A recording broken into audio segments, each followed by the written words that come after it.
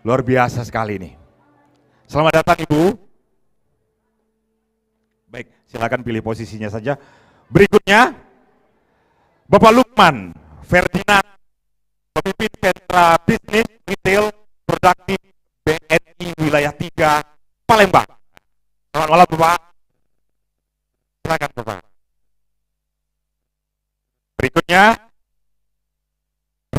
Bapak Reza Ramadhani, manajer produk communication Bank Sumsel Babel. Apa kabarnya Pak Reza? Baik, baik, silakan. Silakan. Boleh. Baik. Rupanya kursinya ditunggu sebentar. Baik, apa kabarnya para narasumber yang terhormat? Segar-segar ya malam ini ya. Mbak Amira, Pak Lukman, dan Pak Reza. Ini kita bicara financial planning, kita hadirkan para banker ini. Semoga saja ini bisa menambah insight nih, apalagi banyak kawan-kawan muda ya, mulai kawan-kawan Gen Z, juga kawan-kawan milenial nih. Mungkin yang penting, kawan-kawan milenial udah lebih urgent untuk bisa tahu paling tidak tentang financial planning. Pertama-tama mungkin saya sapa dulu Bu Amira nih. Ya, kita perkenalan dulu ya. Bu Amira, apa kabar? Silakan, Mbak. Bu Amira dari Bank Raya ya, Bu Amira ya. Yang di Palembang, Bu Amira? Acaranya seru nih, talk show di mall. Iya, Iya. alhamdulillah baik kabarnya. Bu Amira dari Bank Raya di Palembang. Betul, saya dari Bank Raya CB Palembang. Bu Amira, mungkin product knowledge dulu ya, sekaligus mungkin ada pesan-pesan sponsornya bisa jadi. Bu Amira, Bank Raya ini sorry kalau saya salah silakan dikoreksi. Ini sebelumnya adalah Bank Agro toh? Iya betul, ini sebelumnya BRI Agro ya? Betul banget.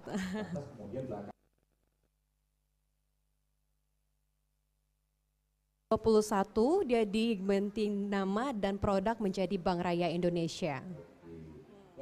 Ada yang berbeda? Tentunya pasti ada yang berbeda dari segi produk, juga dari segi inovasi itu berbeda. Kalau yang kemarin BRI Agro itu adalah bank konvensional, kalau sekarang itu dia berubah menjadi bank digital. Jadi misalnya kalau ditanya apa sih bedanya BRI, Brimo sama Bank Raya Indonesia, jelas berbeda. Kalau dianya BRI itu dia lebihnya konvensional ke konvensional, ya. Sedangkan kalau Bank Rakyat Indonesia itu ke digital. Jadi kita nggak perlu tuh datang ke kantor apa-apa nggak harus ke kantor dulu, harus ke jam kerja, weekdays itu nggak perlu lagi. Jadi 24 jam udah bisa langsung. Iya. Lewat perangkat. Betul, semuanya online. Iya, betul sekali. Iya, kantornya ada di depan Punti Kayu. Baik, itu tadi Mbak Amira. Sekarang kita lanjut nih ke Mas Pak Lukman ya. Bapak apa Mas sih? Mas aja ya. Pak Lukman, Pak Lukman ini merupakan Pak Lukman Ferdinand, pemimpin sentra bisnis retail produktif BNI wilayah 3 Palembang. Betul Pak Lukman ya. Pak Lukman apa kabar? Baik, Pak, panggilannya Pak Kak Prawira ya. Oh, Kak Wira panggilannya. Luar biasa Kak Wira. Pak Lukman, saya ingin tahu deh domain Pak Lukman sebagai bisnis retail ini. Kalau BNI, tentang BNI tentu kita semua udah tahu ya, bank legend lah ya, sebagai satu dari 4 mungkin ya bank besar. Benar Kak, jadi bank BUMN pertama di Indonesia. Bank BUMN pertama milik Pemerintah. Pak Lukman, domain saya ingin tahu sih sebenarnya, domain dari tugas dan fungsi Pak Lukman sebagai bisnis retail produk itu apa saja? Baik, terima kasih Kak Wira atas pertanyaannya. Jadi ini juga pertanyaannya kan bisa juga sekalian saya juga menjelaskan ya. Terima kasih Kak Wira dan juga para audiens sekalian. Kalau domain kita di BNI itu kita bank konvensional ya. Kita ada beberapa unit bisnis ya Kak Wira. Kalau yang sudah lazim kita dengar ada namanya kantor cabang ya. Itu kalau kantor cabang itu saya pikir itu kita semua familiar dengan kantor cabang. Kemudian ada namanya sentra bisnis. Sentra bisnis ini sebenarnya bagian dari pengembangan bisnis bank. Domainnya fokus dalam financing atau pembiayaan di sektor yang produktif. Jadi fokusnya itu kepada pembiayaan di bidang ya UMKM juga seperti tenan yang ada di sini ya, juga mungkin dengan skala yang lebih besar di komersil. Jadi sentra produktif itu seperti tadi yang unitnya adalah fokus kita di bidang pembiayaan. Jadi kita ada satu unit bisnis yang memang ini dibentuk, tujuannya adalah dalam rangka kita bisa lebih fokus untuk menggarap, karena ini kan bisnisnya besar, khusus untuk dalam hal pembiayaan. Dan ini di domain saya itu adalah yang produktif. Nanti ada lagi yang consumer atau konsumtif. Biasanya itu masuk dalam produk-produk seperti yang familiar itu kan KPR ya. KPR ada juga namanya kredit multiguna, kalau di kita itu namanya BNI Flexi. Jadi yang sifatnya kepada kebutuhan personal atau untuk konsumsi. Demikian Kak Wira. Baik, terima kasih Pak Lukman. Baik, berikutnya nih sebelah Pak Lukman ini sebelah saya, Pak Reza. Pak Reza dari Bank Sumsel Babel. Ini Pak. Jadi BUMN. Bank Raya tadi adalah bank digital ya, dari BNI, Bank Umum, kemudian BSB sebenarnya juga Bank Umum ya. Bank umum. Bank Umum. Kami bank umum. Memang atribusinya Iya. itu lebih pada bank daerah. Iya, iya. Pak Reza silakan. Pak Reza, kalau Pak Reza ini udah jelas ini merupakan produk communication Iya, ya. iya. Jadi izin kita dari Bank Sumsel Babel ya. Kebetulan saat ini kita bertugas sebagai manajer product communication gitu. Kita handle beberapa strategi pemasaran gitu ya, iklan gitu dari Bank Sumsel Babel gitu. Kita juga coba gitu ya di tahun ini untuk scale up bisnis dari para UMKM gitu ya. Kita coba penetrasi pasar ke skala-skala mikro gitu. Mungkin saat ini banyak rekan-rekan atau teman-teman masih mikirnya bahwa Bank Sumsel Babel itu lebih fokus pada pemerintah daerah gitu ya, kelola keuangan daerah gitu. Tapi dari Bank Sumsel Babel sendiri kita coba mengekspansi lebih banyak gitu, menyasar kepada usaha-usaha mikro gitu. Kita pengen coba menggali potensi daerah, meningkatkan skala ekonomi gitu, dan kita juga coba menyasar kepada anak-anak muda gitu. Kita coba invest banyak di digital, saat ini sudah eranya digital gitu, jadi kita menginvest banyak di pengembangan produk dan kita berharap bahwa rekan-rekan generasi milenial, generasi Z gitu ya, anak-anak muda, mahasiswa tadi bisa coba in touch juga dengan kita pakai produk-produk digital kita gitu. Mungkin itu. Produk-produk digital, mobile banking Bank Sumsel Babel. Karena sekarang belakangan yang sifatnya sophisticated itu ya biasanya kita muda sekarang tuh lebih disukai timbang hal-hal yang sifatnya konservatif ya. Benar sekali. Saat ini kan kita sedang menggalakkan bagaimana transaksi non tunai gitu ya. Semua bank baik bank digital dari Bank Mandiri, BRI, BNI semua coba mendigitalkan seluruh transaksi termasuk juga Bank Sumsel Babel kita sediakan kris gitu. Jadi transaksi kita coba fokus pada transaksi-transaksi non tunai gitu. Terima kasih Pak Reza. Saya mau ke Mbak Amira. Ustaz saya mau sabar. Belum lama sih, baru 2-3 bulan Mas. Bukan nasabah BNI juga nasabah BNI. memang belakangan Bang Raya ini lewat aplikasinya nih, kalau saya lihat ada fitur-fitur untuk perencanaan, ini alokasi posnya untuk ini, untuk itu. Terus terang saya belum menggunakan semua fiturnya karena saldonya juga nggak begitu banyak. Jadi saya ingin mencoba, sempat ada penawaran, coba buka tabungan, ya itu kemudian saya gunakan. Saya ingin tahu nih, kayaknya Bang Raya ini serius untuk menganggap financial planning ini sebagai market yang bagus untuk digarap, apalagi juga mengklaim sebagai bank digital ya, seperti itu. Itu gimana Pak? Ya, sama seperti tema malam ini, financial planning, di mana memang Bank Raya itu sendiri rekening di dalam rekening. Jadi misalnya kalau ditanya, rekening di dalam rekening, biasanya kan ambigu, maksudnya apa rekening di dalam rekening? Jadi maksudnya rekening di dalam Bank Raya itu sendiri ada 4 saku. 4 sakunya itu ada saku utama, saku budget, saku pintar, dan saku jaga. Kalau saku utama ialah saku yang digunakan untuk sehari-hari, untuk kita transaksi sehari-hari. Sedangkan kalau untuk saku budget sendiri, itu adalah anggaran kita atau budgeting kita untuk masing-masing keperluan. Karena terkadang banyak orang ataupun kita kayak sekarang itu sifatnya lebih ke impulsif. Apa-apa beli tanpa kita mikirin sesuatu itu udah masuk anggaran belum ya? Anggaran kita tadi berapa sih per bulannya? Jadi adanya saku budget ini itu untuk menentukan jumlah, untuk berapa per bulan kita habiskan. Misal untuk anak sekolah itu 5 juta. Nanti di dalam saku budget itu terpisah lagi menjadi 10 saku. Jadi enggak cuma satu saku, di dalam saku budget itu ada 10 saku. Jadi untuk keperluan anak, kebutuhan rumah tangga, entertain, hiburan, makan di luar itu semuanya sudah terorganisir secara baik.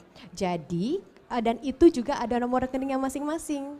Jadi misalnya Ma tolong dong budgetin masukin ke rekening yang ke budget anak ya, karena kayaknya anak sekarang lagi butuh duit segini nih kayak gitu. Jadi itu nggak masuk ke rekening transaksi utama tadi, dia langsung ke budget tadi. Dia udah banyak rekening pada saat itu. Dan pada saat kita kayak pembayaran kris, kita ada pilihannya tuh di situ. Iya betul, apa mau jadi budget ke anak atau mau ke itu, jadi kayak dimudahkan gitu lah Mas, kayak gitu. Terus itu kan kalau untuk dari segi budget tuh, kalau untuk saku pintar itu menabung dengan konsisten. Ini nih cocok nih untuk teman-teman yang mau nabung tapi belum tercapai, udah diambil tabungannya, itu kan jadi nggak konsisten ya. Jadi saku pintar juga itu bisa 10 sama seperti kayak saku budget tadi, bisa 10. Dan dia ada targetnya mau hari apa diambil, terus itu dia nggak akan bisa ditarik tuh selagi itu belum tercapai. Kalau saku jaga itu lebih ke deposito. Kayak gitu. Iya. Mungkin pakai pendekatan ini, banyak sakunya, jadi nggak langsung kosong. Biasanya kan ada tuh joke kalau awal bulan tuh ada joke, rasanya saldo itu cuma lewat aja gitu. Kalau tiba-tiba itu mungkin berisi semua tapi nggak banyak gitu. Ya, itu jadi penting sih bagaimana kita mengatur keuangan ya. Iya. Anak muda. Betul, bukan hanya anak muda, kadang keuangan rumah tangga juga kan gonjang-ganjing tuh, jadi memang butuh banget financial planning ini. Gitu. Nah, itu tadi Bang Raya yang fokus dengan financial planning untuk konsumsi ya. Betul sekali. Ini kebetulan ada bosnya retail, ini produk retail dari BRI ini. Saya juga ingin tahu nih, tentu bank bukan hanya kemudian memberikan pembiayaan kepada UKM saja. Apakah BNI ini kerap nih melakukan pembinaan untuk pengaturan keuangan untuk UMKM tadi Mas? Adakah hal-hal seperti itu dilakukan atau ya ketika udah jadi libur sudah seperti itu, atau seperti apa Mas Reza? Mas Pak Lukman. Ya. Oh, Terus, Silakan, Pak Lukman. ya, terima terima kasih Kak Wira. Benar Kak Wira. Jadi ya tentunya kita tadinya memang fokusnya kan di dalam pembiayaan yang produktif ya. Jadi kita melakukan pembiayaan, penyaluran kredit kepada sektor-sektor yang produktif. Yang sederhana misalnya tenan yang di depan, yang jualan ya, kita menyalurkan kredit. Jadi kita dalam pembiayaannya tentunya ketika seorang nasabah mengajukan permohonan ke kita, di situ kita ada proses sebenarnya advising. Advising itu kita gali dulu kebutuhannya apa. Kita gali dulu kebutuhannya apa, kita pahami bisnisnya, terus kita nanti kasih advising. Advising itu dalam bentuk, contohnya, nasabah ini mengajukan 100 juta untuk berjualan, berdagang, misalnya bakso. Ya, kita ini diskusi, kita gali kebutuhannya apa, sebenarnya fokusnya mau kemana. Oh, saya kebutuhannya itu adalah modal kerja. Nah, kita pahamnya modal kerja itu kan kalau usaha bakso tentunya adalah bahan-bahan baku makanannya. Bahan baku makanannya, kita paham bisnisnya, kita hitung. Kalau misalnya skalanya, contohnya dagang bakso tapi mungkin masih dalam bentuk yang skala kecil atau warung gerobak ya. Ya hitungan kita tentunya nggak sampai 100 juta. Jadi perlu kita dalamin lagi, sebenarnya kebutuhannya kemana. Kenapa? Karena kita mau pada saat kita memberikan pembiayaan itu tepat guna dan tepat jumlah. Jadi pinjaman itu seperti obat ya, Kak Wira. Kalau dosisnya berlebihan bisa menjadi racun. Tapi kalau dosisnya pas, ya menjadi obat. Berlebihan itu seperti apa? Pada saat skalanya sebenarnya mungkin butuhnya 10, kita kasih 100 juta. Ini yang 90 kemana? Bisa kemana-mana. Iya, bisa kemana-mana. Ini ada duit nih. Nah, tiba-tiba tergiur ngelihat di depan ada itu pameran mobil tadi ya. DP-nya lihat, wah, iya DP-nya cukup 20 juta. Ah, bisa nih gitu kan. Nah, hal-hal seperti itu sebenarnya, makanya dalam pembiayaan itu kita nggak, ketika seorang nasabah mengajukan, oh 100 juta, oh bagus nih, lumayan 100 juta. Nggak serta-merta seperti itu Kak Wira. Jadi kita ada di situ proses untuk ya advisingnya, kita kasih masukan. Pak, Bapak jangan ambil sekian, nanti karena hitungan kita sekian. Karena kalau kita kasih lebih bisa kemana-mana. Dan pada akhirnya yang tadinya dengan jualan bakso dia bisa menghasilkan keuntungan mungkin 1 bulan 10 juta, ketika kita akan memberikan 100 juta, dia harus bayar bunga, contohnya ini, 1 bulan itu 1% ya, berarti 10 juta. Ketika dia menerima 100 juta, dia udah punya kewajiban 100 juta, tapi value editnya itu nggak ada. Income-nya atau keuntungannya tetap 10 juta nih. Nah akhirnya kan jadi nol, dia udah nggak dapat keuntungan apa-apa. Nah itu sebenarnya dalam hal financial planning itu kita nggak serta-merta hanya udah kita salurkan kita nggak mau tahu, nggak seperti itu. Jadi kita tetap di situ ada memang ya kita sebagai advisornya itu seperti itu Kak. Iya. Jadi yang saya takut tadi yang paling penting untuk diingat bahwa pembiayaan seperti obat ya. Iya benar. Jadi kalau kedikitan nggak cukup untuk membunuh penyakitnya. Benar. Kalau kebanyakan bisa jadi racun. Bisa jadi overdosis racun, ya. Overdosis ya. Luar Iya. biasa Pak Lukman. Baik Pak Reja, ini mungkin tadi Lukman. juga.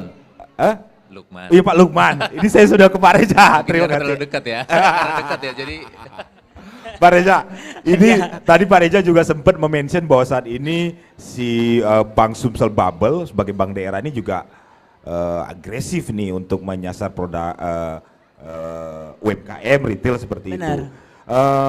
Di Bank Sumsel Bubble sendiri bagaimana Pak Reza? Baik, jadi kalau kita berbicara financial planning ya, Ya. kebetulan Bank Sumsel Bubble sendiri baru saja mempunyai produk baru nih. Kita sebut tabungan pesirah Raden. Tabungan pesirah, Pesirah Raden. Raden. Nah, rencananya apa itu Pesirah Raden? Itu tabungan rencana masa depan. Oke. Raden itu rencana masa depan rencana ya? masa depan gitu. Oh iya masuk. Planning ya. Jadi di tanggal 28 nanti kita announce sekarang ya. Kita akan melakukan launching Pesirah Raden. Bersamaan juga dengan undian Super Grand Prize tabungan pesirah di PIM di atrium di atas ya. Kita akan mengundang artis ibu kota Mahalini. Wah. Oke, jadi kita berharap semua yang hadir di sini ya, kita sama-sama mendengarkan lagu Mahalini gitu sambil menghadiri buka tabungan Bang Sumsel Bubble. Jadi terkait dengan tabungan pesirah Raden ini ya sama seperti yang dijelaskan tadi oleh Bang Raya, kita itu sebenarnya posisinya itu sebagai suatu produk untuk perencanaan gitu. Jadi ada nasabah nanti kalau memang berminat gitu ya perlu ada perencanaan, tentu kita perlu ya perencanaan baik jangka pendek maupun jangka panjang. Baik teman-teman yang masih remaja, kuliah gitu ya, tentu dia akan membuat suatu perencanaan seperti mungkin setelah selesai kuliah saya mau melanjutkan S2 gitu ya. Yang tidak mau membebankan orang tuanya. Jadi ada perencanaan-perencanaan yang mungkin sifatnya jangka pendek 2 atau 3 tahun ke depan gitu. Atau mungkin yang sudah mempunyai keluarga kecil gitu ya. Dia pengen ada dana darurat, dana untuk membeli kendaraan atau membeli mobil atau membeli rumah gitu ya. Jadi dia juga perlu perencanaan. Nah kita menyediakan suatu sarana yang kita sebut tadi Pesirah Raden, tabungan Pesirah Raden. Jadi nasabah cukup membuka tabungan seperti tabungan pesirah yang kita punya gitu ya. Nanti dia akan dilakukan otomatis debit gitu. Okay. Jadi ada satu rekening, ya rekening Pesirah Raden dan rekening pesirah misalnya. Katakanlah rekening pesirah. Nanti akan didebit sesuai dengan perencanaan nasabah. Bisa didebit 1 juta, 2 juta atau berapapun kelipatan nasabah inginkan. Jangka waktunya juga cukup fleksibel gitu. Dari 1 tahun sampai 20 tahun. Jadi perencanaannya kita bisa memberikan kemudahan bagi para nasabah dari sisi berbagai usia. Muda, menengah gitu ya atau para orang tua yang sudah akan menghadapi masa pensiun. Tentu kalau pensiun butuh perencanaan yang lebih matang lagi nih. Mau buka usaha kah atau mau berkebun kah atau mau seperti apa gitu ya. Nah kita membuat suatu media untuk membuat nasabah menjadi lebih nyaman dalam merencanakan keuangannya. Nah, ada satu hal yang unique selling point kami dari produk ini. Produk ini memberikan suatu kepastian kepada nasabah. Kepastian seperti apa? Jadi kita memberikan garansi, asuransi, di cover asuransi apabila gitu ya nasabah pada saat itu sakit dan ada risiko jiwa.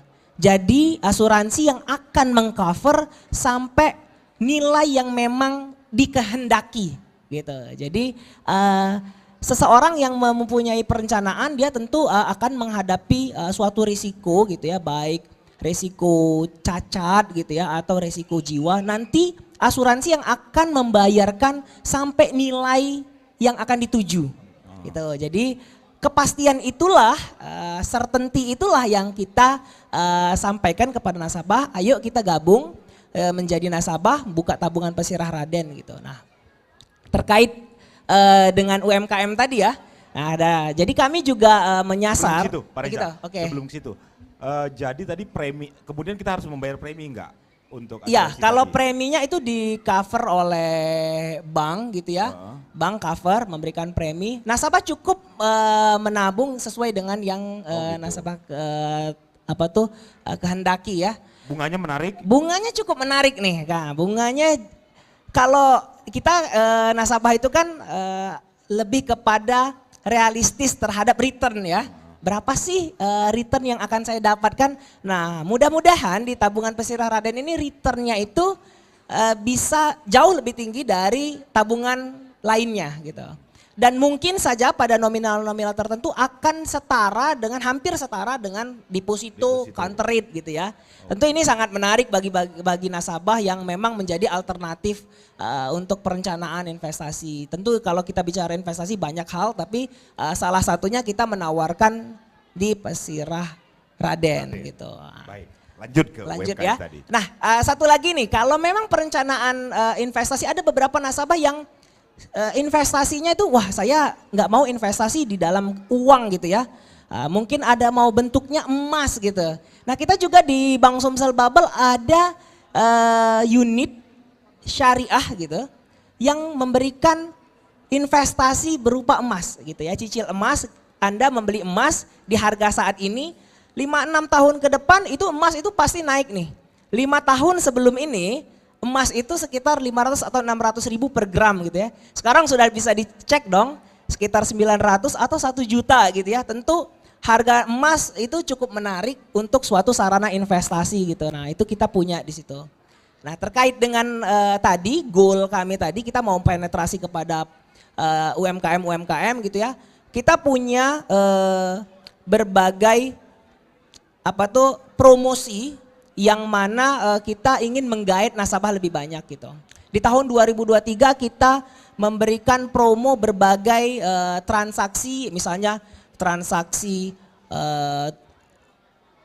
Kartini gitu ya, cukup membayar 5.000 misalnya, atau transaksi lebaran gitu. Nah itu kita berharap bahwa dengan adanya transaksi ini nasabah Bank Sumsel Bubble merasa terlayani, merasa senang gitu ya dengan mendapatkan promo gitu.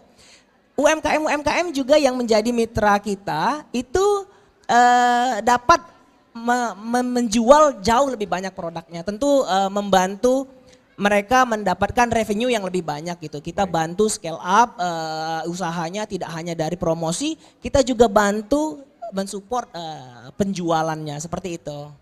Baik Pak Reza, lanjut ke Bu Amira nih. Bu Amira tadi kan baru membahas tentang saku ya, Iya, betul, rekening di dalam rekening ya, salah Betul. satu diferensiasi ataupun produk yang cukup menarik dari Bank Raya. Saya ingin tanya, ini Bank Raya nih, ini mungkin agak sedikit-sedikit agak ngelenceng dikit dari tentang financial planning. Bank Raya memang fokusnya pada fokusnya kemana nih? Apakah untuk pembiayaan digital seperti itu yang atau ke UMKM juga atau seperti apa? Bank digital ini seperti apa sebenarnya? Bank Raya itu kalau untuk fokusnya sendiri itu ke semuanya, enggak hanya fokus ke rumah tangga aja atau untuk ke pembiayaan aja, enggak. Kita semuanya fokus, tapi kalau memang ditanyakan fokusnya kemana, ya ke UMKM ini. Kenapa? ke UMKM Iya, juga ya? betul. Kenapa di UMKM? Karena kan kita sendiri di dalam rekening kita itu ada raya personal sama raya bisnis. Raya bisnis itu adalah feature di mana satu-satunya bank yang menyediakan mass transaction, di mana dia bisa transaksi dalam satu kali dengan nomor rekening yang sangat banyak. Yang dimana kan selama ini taunya cuma CMS ya, pakai CMS, pakai tabungan giro.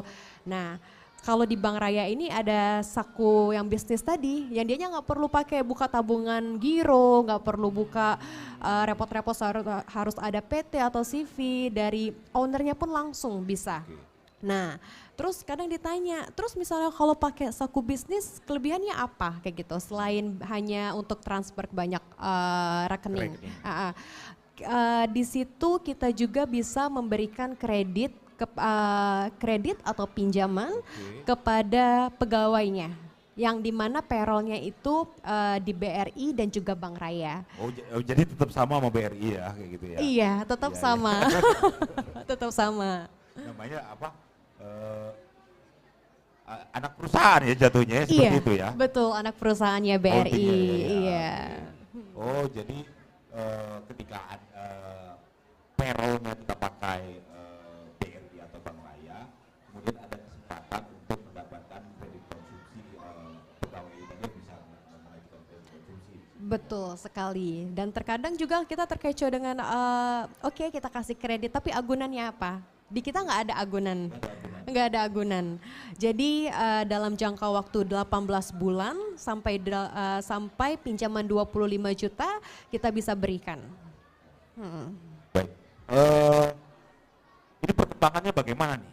Tadi dari semua produk-produk tadi perkembangannya sendiri di Palembang seperti apa? Kalau untuk di Palembang sendiri kebetulan kita reopeningnya di bulan Oktober kemarin. Jadi untuk masyarakat sendiri terkadang masih, Bang Raya bukannya yang di Demang ya kayak gitu, yang di Gria Agung ya? Bukan, Bang Raya Itu bukan. nama jalan ya? Itu Pak Reza ya? Iya. Iya, orang masih sering itu bukannya komplek ya, bukan. Bang Raya anak perusahaannya BRI Group, yang dimana kita memang fokusnya ke digital, yang depositonya juga untuk deposito kita berbicara kalau deposito itu bunganya juga cukup kompetitif, bisa sampai 6%.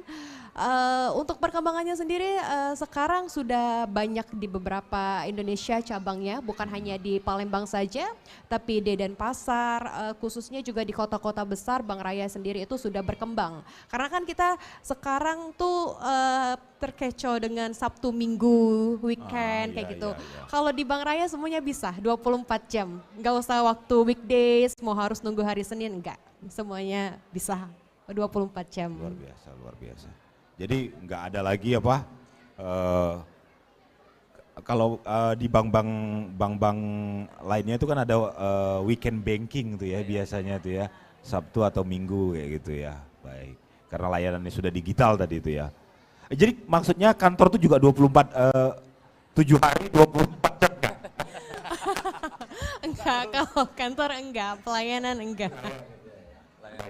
Sebenarnya belakangan juga bank-bank juga sudah mulai mengurangi kantor cabang ya, karena berbagai macam transaksi dan produknya ini bisa diakses lewat digital misalnya seperti itu.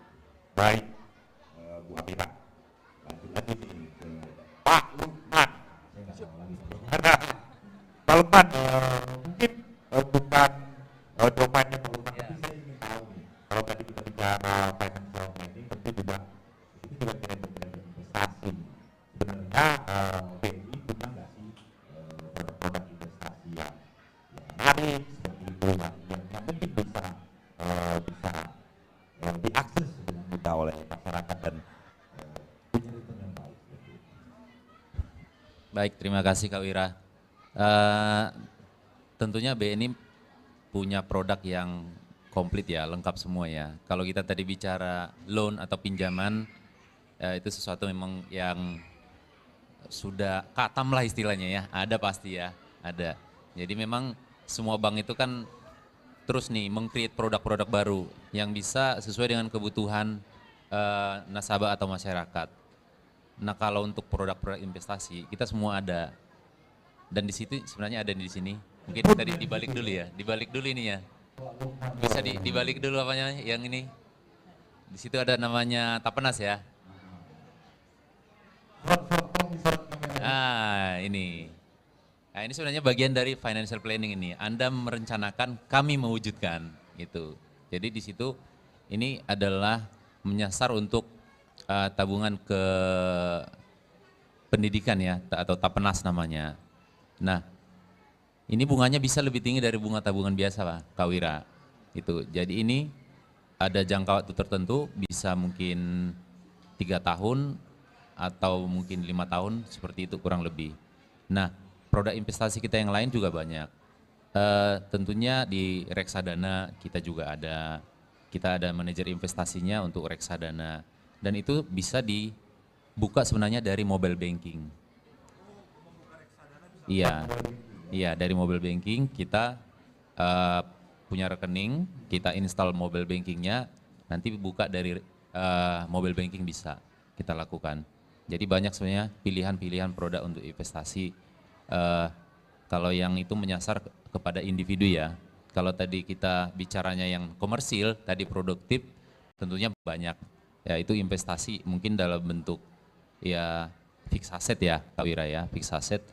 Mungkin pembangunan, bentuknya atau pembelian tempat usaha, juga mungkin pembangunan tempat usaha, bahkan mungkin dalam skala yang lebih besar itu pembangunan contohnya pabrik atau pembelian pabrik, yaitu investasi mungkin yang bicara kalau ke komersil atau produktif. Iya, demikian.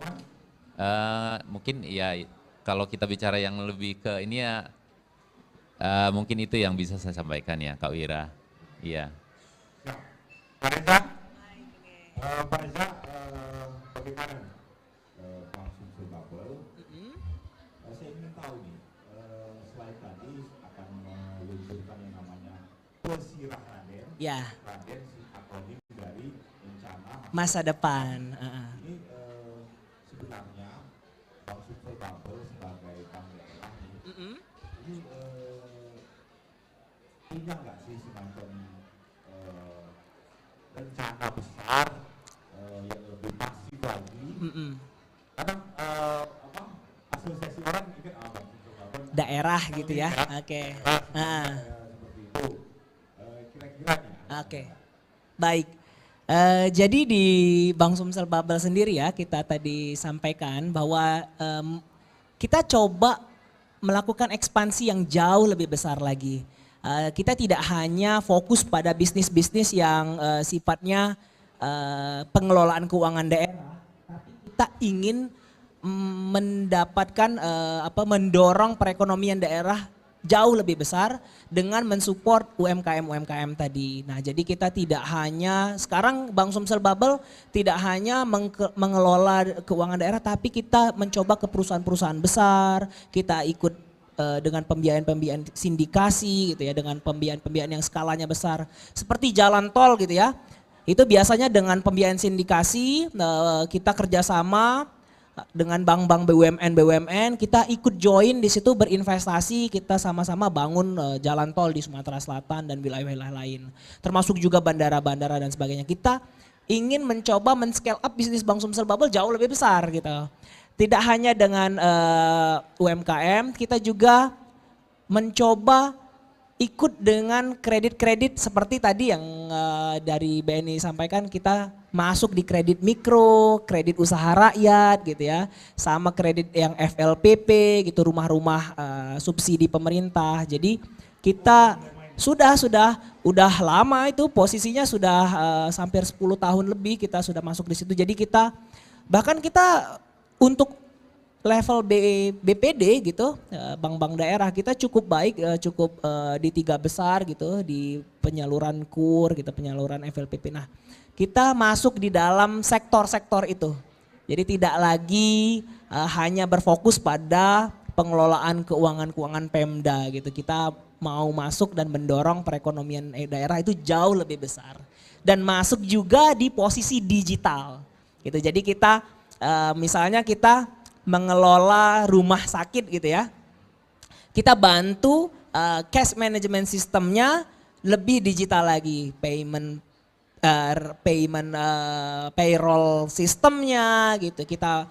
Kita tempatkan payment pointnya, ada transaksi di situ. Jadi kita masuk di posisi-posisi situ. Baik, Pak Reza, terima kasih. Para hadirin sekalian, pemirsa, Tribuners yang saat ini menyaksikan secara live di YouTube Tribun Sumsel dan Sriwijaya Post. Ini hari udah semakin malam ini. Ya malam-malam ngobrolin financial planning di mall juga. Ya banyak yang sibuk belanja, tapi terima kasih sudah memperhatikan dan semoga saja mendapatkan insight-insight yang berguna untuk kehidupan kita, rencana masa depan tentunya semoga lebih baik. Bagi yang ingin menyaksikan ulang siarannya, ini masih bisa menyaksikan di akun YouTube Tribun Sumsel dan Sriwijaya Post. Saya mau menyampaikan pesan sponsor. Jadi kalau tadi kita ngomongin digital ya, Bapak ya. Jadi Tribun Sumsel dan Sriwijaya Post ini mengklaim sebagai media digital paling besar di Sumatera Selatan. Benar Pak Lukman? Apa parameternya? Parameternya saat ini YouTube Tribun Sumsel itu adalah subscribernya di angka 2,24 juta subscriber. Sementara Sriwijaya Post itu 500.000 subscriber. Jadi kalau di Sumatera Selatan ini Tribun Sumsel dan Sriwijaya Post itu yang paling besar. Kita percaya jadi orang dulu mungkin asosiasinya pemainnya tentang Tribun Sumsel dan Sriwijaya Post itu adalah surat kabar ya. Tapi belakangan kita juga memperlebar lini bisnisnya itu.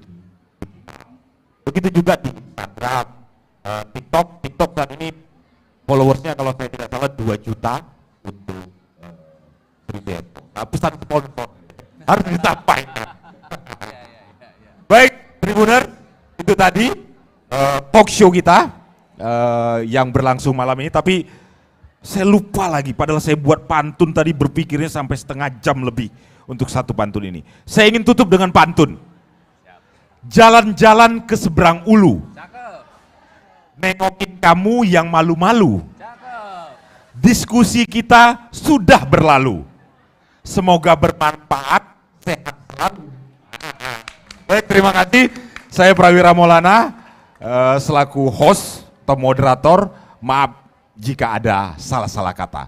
Wassalamualaikum warahmatullahi wabarakatuh.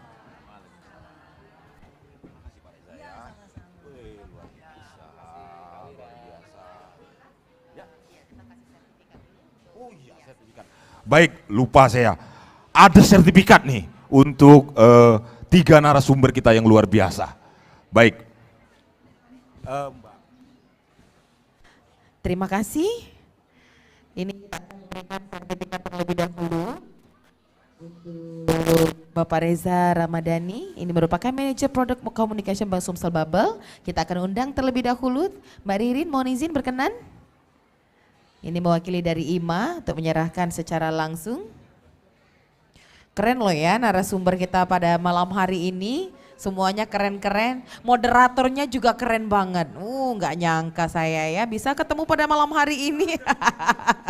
Sama Bapak yang sangat kita senangi dan kita banggakan pada malam hari ini. Wakil pimpinan redaksi dari Tribun dan juga Sripo.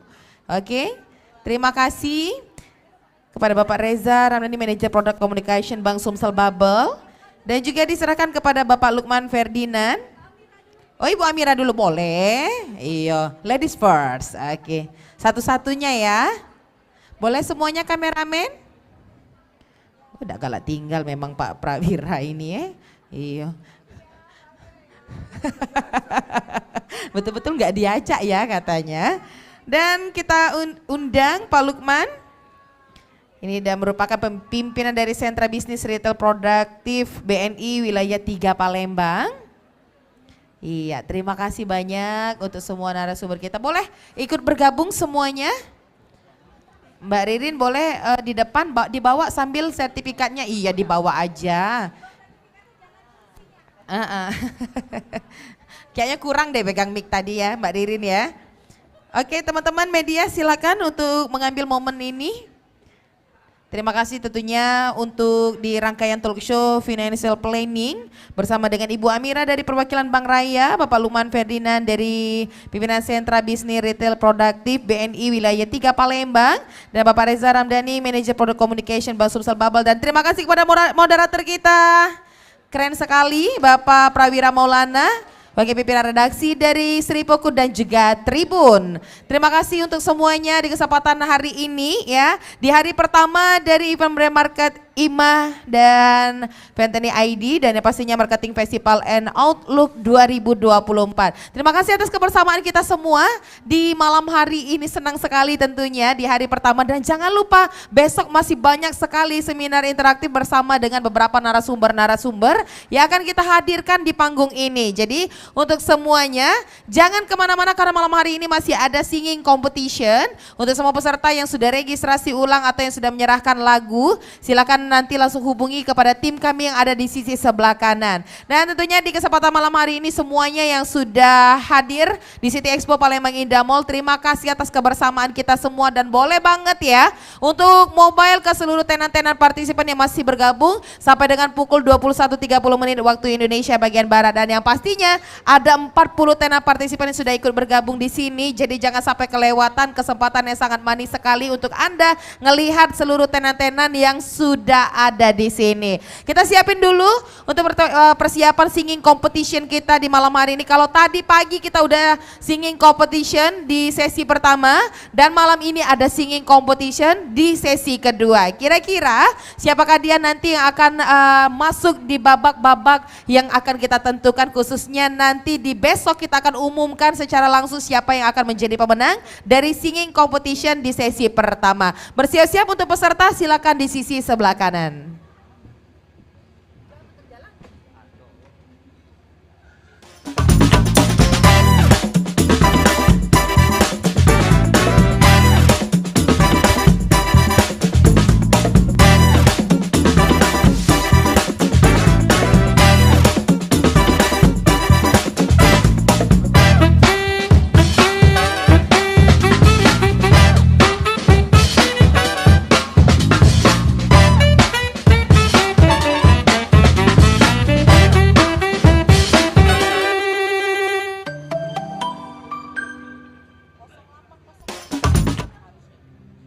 Sebelum ada amplifikasi saya bingung nih Mbak, mau lari kemana nih, kadang-kadang saya juga sampai mentok gitu. Kayak ibu-ibu tuh kesulitannya token, terus sembako, bayar air. Problem perusahaan kami itu susah untuk mencari akses keuangan. Pada saat itu memang dengan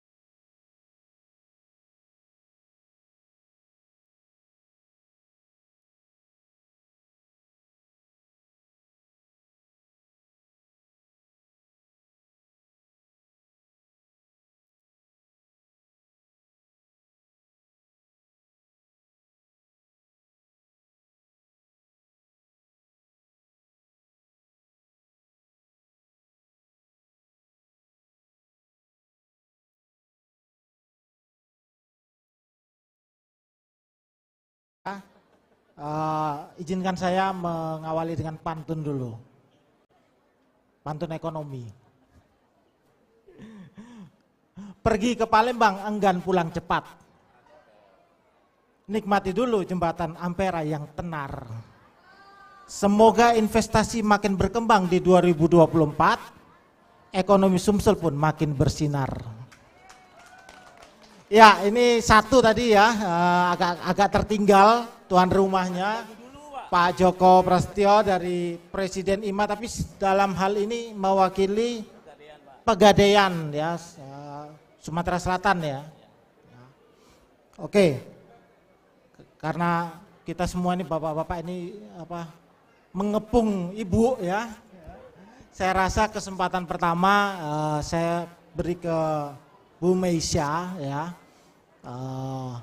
untuk kita ngobrol, mengulas, menyampaikan pandangan-pandangan Bu Meisya tentang 2024 ini. Tadi Pak Dirut sempat menyebut ada mendung tetapi ada sinar yang bisa, mudah-mudahan ada sinar atau pelangi ya Bu ya.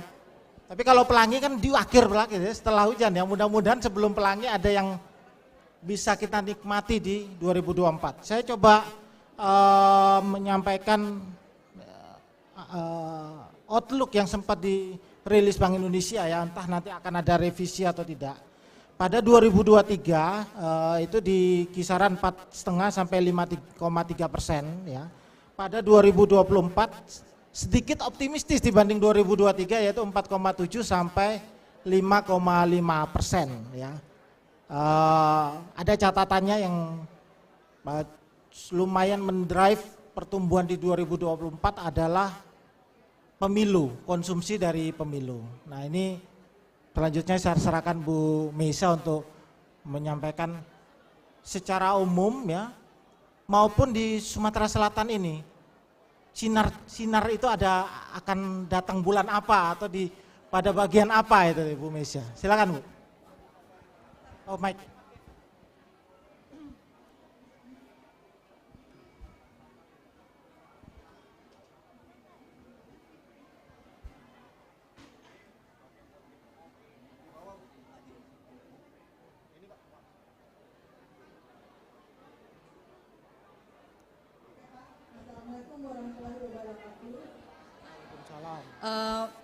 Terima kasih atas kesempatan yang diberikan kepada saya.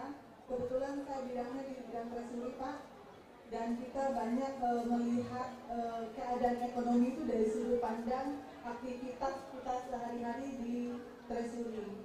Terus terang sampai dengan awal 2024 ini kita merasakan di treasury dan di perbankan umumnya itu mengalami uang ketata. Jadi ada itu ditunjukkan oleh tingginya tingkat suku bunga saat ini. Tapi alhamdulillah kemarin kita dapat berita atau mungkin di media massa kita lihat berita bahwa untuk sampai dengan pekan kedua ini itu aliran dana dari luar itu sudah mulai masuk ke Indonesia itu sampai 3 miliar USD.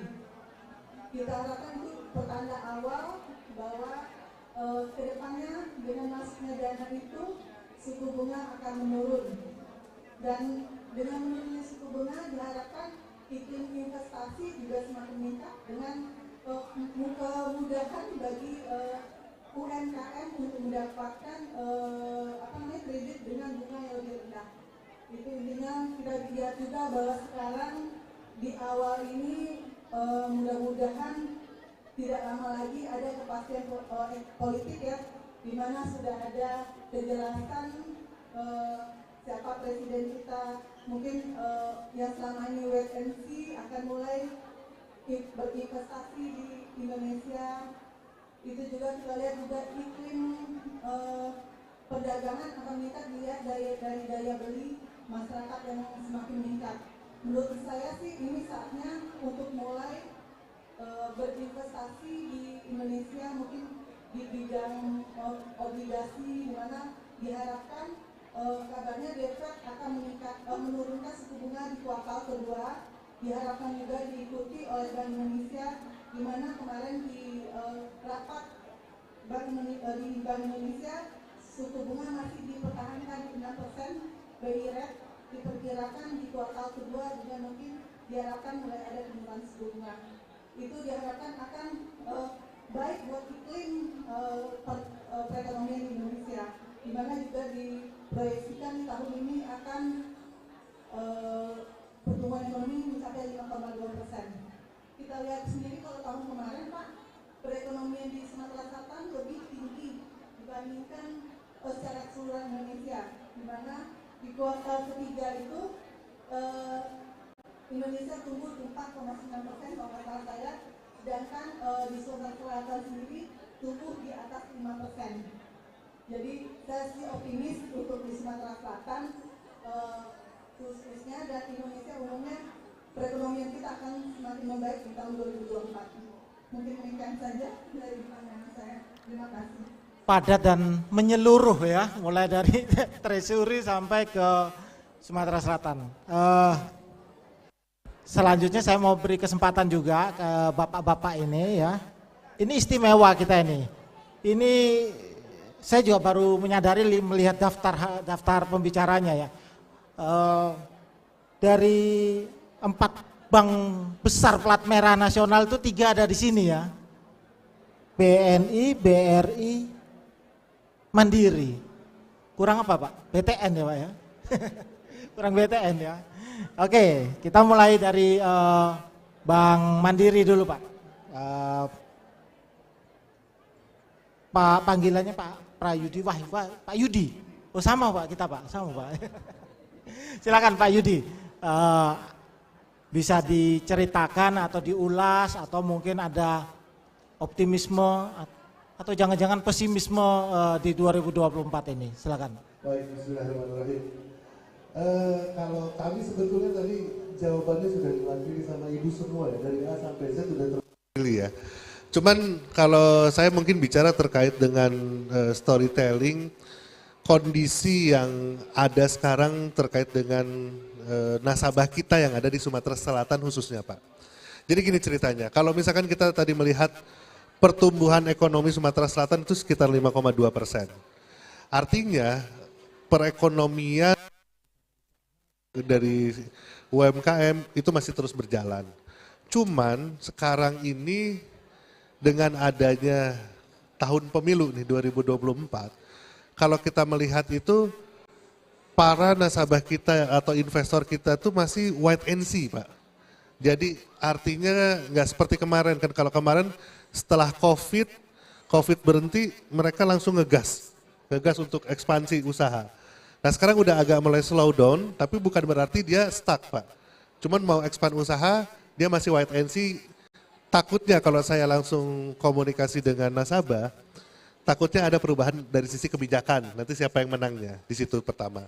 Nah tapi hal itu kita tanggapi positif, karena kalau kita melihat dari pengalaman kemarin, tumbuh 5,2 yaitu mungkin di atas nasional ya Bu ya, pertumbuhannya di atas nasional.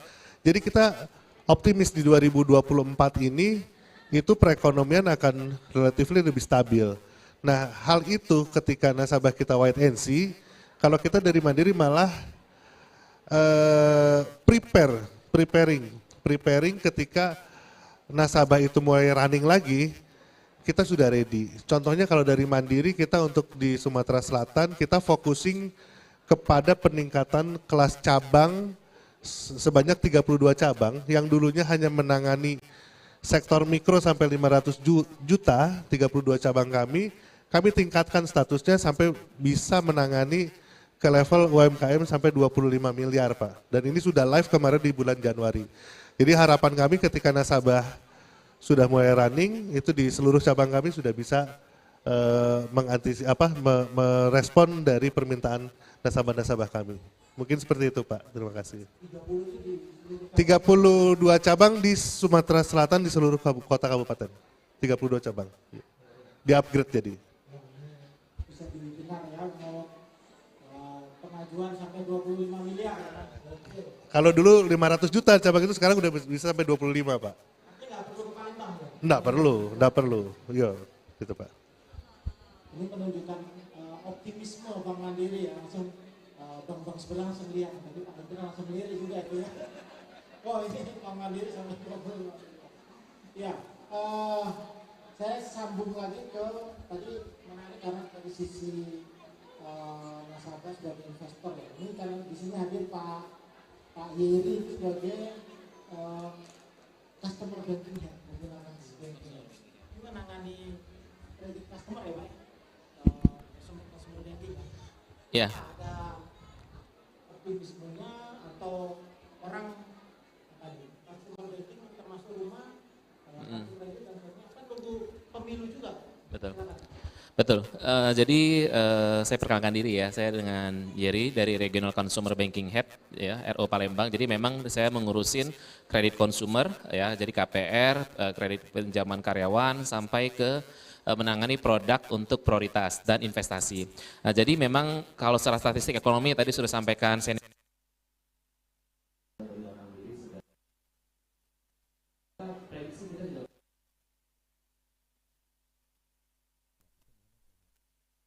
mengkhawatirkan adalah terkait perdagangan global dan jalur rute perdagangan global. Seperti kita ketahui ya bahwa semua pengusaha bertindak nanti atas dasar prediksi suku bunga 2024 itu berapa. Nah, kalau kita melihat di Fed rate mereka menyatakan dia sudah dovish, dia sudah nggak akan terlalu naik lagi, malah cenderung akan turun. Tapi yang memaksa geopolitik ini agak repot. Kenapa? Karena perdagangan terusan Suez ya, $1 triliun perdagangan kan agak berat di sana, banyak konflik saat ini sehingga itu yang kita khawatirkan mendorong kenaikan harga komoditas terutama minyak. Kalau itu naik ya, inflasinya terjadi ya mungkin BI agak kesulitan. Tapi kalau itu so far so good, harapannya ya di triwulan 1 BI setelah pemilu mungkin sudah bisa menurunkan suku bunga seperti itu. Nah, apa yang bisa kami sampaikan di sini dari jajaran saya investasi kita menawarkan dalam kondisi seperti itu kalau mau investasi misalnya investasi saham ada beberapa sektor sebenarnya sepanjang nanti suku bunga yang stabil itu dalam hal banking ya suku bunga diprediksi nggak naik banking bagus properti ya suku bunga turun properti akan lebih mudah karena banyak orang ngambil KPR. Kemudian retail, dari retail di pemilu konsumsi kita bagus, pertumbuhan ekonomi kita bagus. Nah, sama komoditas kita wait and see apakah harga didorong naik. Sehingga produk investasi kalau kita ke depan dari pengusaha mau investasi, misalnya kita relatif rekomendasikan di level moderate, artinya carilah reksadana pendapatan tetap ya. Kemudian dalam waktu dekat misal 25 Januari ini kan ada ORI yang ke-25. Nah, rate-nya walaupun belum kita ketahui tapi safe di situ bisa. Ya dan mungkin juga emas harganya relatif lebih bagus ya Pak ya sekarang ya di Pegadaian itu oke nih kalau untuk investasi. Mungkin itu rekomendasi kita jadi di level moderat kita monitor nanti supaya memang suku bunganya stabil malah cenderung turun maka itulah saatnya untuk ekspansi atau investasi. Itu terima kasih. Saatnya ekspansi atau investasi. Menuju suku bunga turun ya Pak, nanti ada turunnya atau semester kuartal kedua ya Bu ya. Bertepatan dengan selesainya pemilu ya, meskipun belum dilantik presidennya pada Oktober. Ya, saya kalau tadi sudah ngomong ada obligasi ya, ORI lalu reksadana juga, rasanya perlu lihat ke BPR Sumsel ini. Ini menarik juga Pak, bagaimana mungkin nanti bisa disambung juga yang lain ya Bank Mandiri, Bank Sumsel Bubble. Selain 2024 ini kita belajar 2023 kemarin, recovery nasabahnya setelah COVID itu seperti apa Pak? Dengar-dengar juga banyak juga yang kesulitan ya setelah terjerat di COVID ya, untuk bangkit itu masih sulit juga untuk berpengaruh ke kelancaran di BPR ini. Silakan Pak. Baik, terima kasih Bang Yudi ya dengan Bapak-bapak Ibu-ibu sekalian. Kalau kita lihat bahwa kalau kita 2023 Pak Yudi ya, bahwa pertumbuhan perbankan kredit itu sebesar 9,7% lah ya. Seiring dengan pertumbuhan ekonomi Sumsel 5%. Dan jangan lupa juga di akhir-akhir kuartal 4 tahun 2023 itu ada inflasi kita yang lumayan cukup naik 3,17. Namun hal ini BPR Sumsel tentunya salah satu BUMD milik pemerintah Provinsi Sumatera Selatan. Dalam hal ini bergerak di ruang lingkup mikro bankingnya bahwa di tahun setelah pada saat Covid memang beberapa debitur kita terkena dampak Bang Yudi. Contoh di BPR Sumsel itu sekitar 23 miliar sih sebenarnya. Namun dengan adanya aturan-aturan dari OJK, regulator kita bahwa memudahkan untuk stimulus beberapa debitur kita sehingga saat ini yang debitur-debitur tadi yang terkena dampak sudah mulai berangsur-angsur pulih dengan restrukturisasi dan sebagainya Bang Yudi. Tapi kalau saya lihat bahwa di Provinsi Sumatera Selatan ini optimis untuk menyambut tahun 2024. Karena kalau saya baca-baca pertumbuhan kredit di tahun 2024 perbankan itu mengalami kenaikan di atas 9%, 10 sampai 11%. Walaupun memang kita dihadapkan dengan kondisi di tahun 2003 itu adalah emas mengalami kenaikan sehingga dolar turun. Selanjutnya juga inflasi tadi akibat Natal, tahun baru juga. Namun pemerintah Provinsi Sumatera Selatan khususnya ini telah berupaya melakukan program-program untuk menurunkan inflasi ini. Nah selanjutnya untuk BPR Sumsel sendiri di tahun 2024 meyakini kami akan meningkatkan portofolio kami di UMKM tentunya. Kami targetkan sekitar 20% kami bertumbuh Pak. Dengan kondisi itu sehingga masyarakat tentunya bisa memanfaatkan fitur-fitur produk-produk BPR Sumsel. Baik yang untuk penyaluran kredit ataupun di dana pihak ketiga. Kami dengan kondisi bunga tinggi dari BI Rate, tentunya kami mengikuti tren atau aturan-aturan yang berlaku. Untuk BPR sendiri untuk penyaluran kredit menghimpun dananya itu cukup tinggi Pak. Jadi 6 sampai 6,75%. Sehingga ini sangat dimanfaatkan oleh masyarakat. 6,75% LPS. Nah mudah-mudahan ini nanti akan tetap berlanjut ya kondisi ekonomi di Provinsi Sumatera Selatan. Kalau BPR Sumsel sendiri ada 2 cabang, ada di Kabupaten Sekayu dan Kabupaten Banyuasin dan ada di Kabupaten Lahat. Alhamdulillah Bang Yudi, kondisi BPR saat ini sangat sehat dengan NPL 2,6%, dengan asetnya saat ini 215 miliar. Demikian dari saya Bang Yudi. Wah keren, tepuk tangan BPR Sumsel ya. Itu tadi saingannya obligasi juga Bu.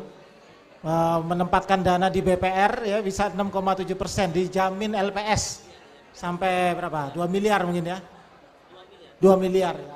Jadi, BPR bersaing dengan pemerintah Republik Indonesia. Karena menjual investasi ya. Ori kan sekitar berapa? 5, sekian ya. Oke, selanjutnya ke Pak Sadewa ini untuk BNI ya.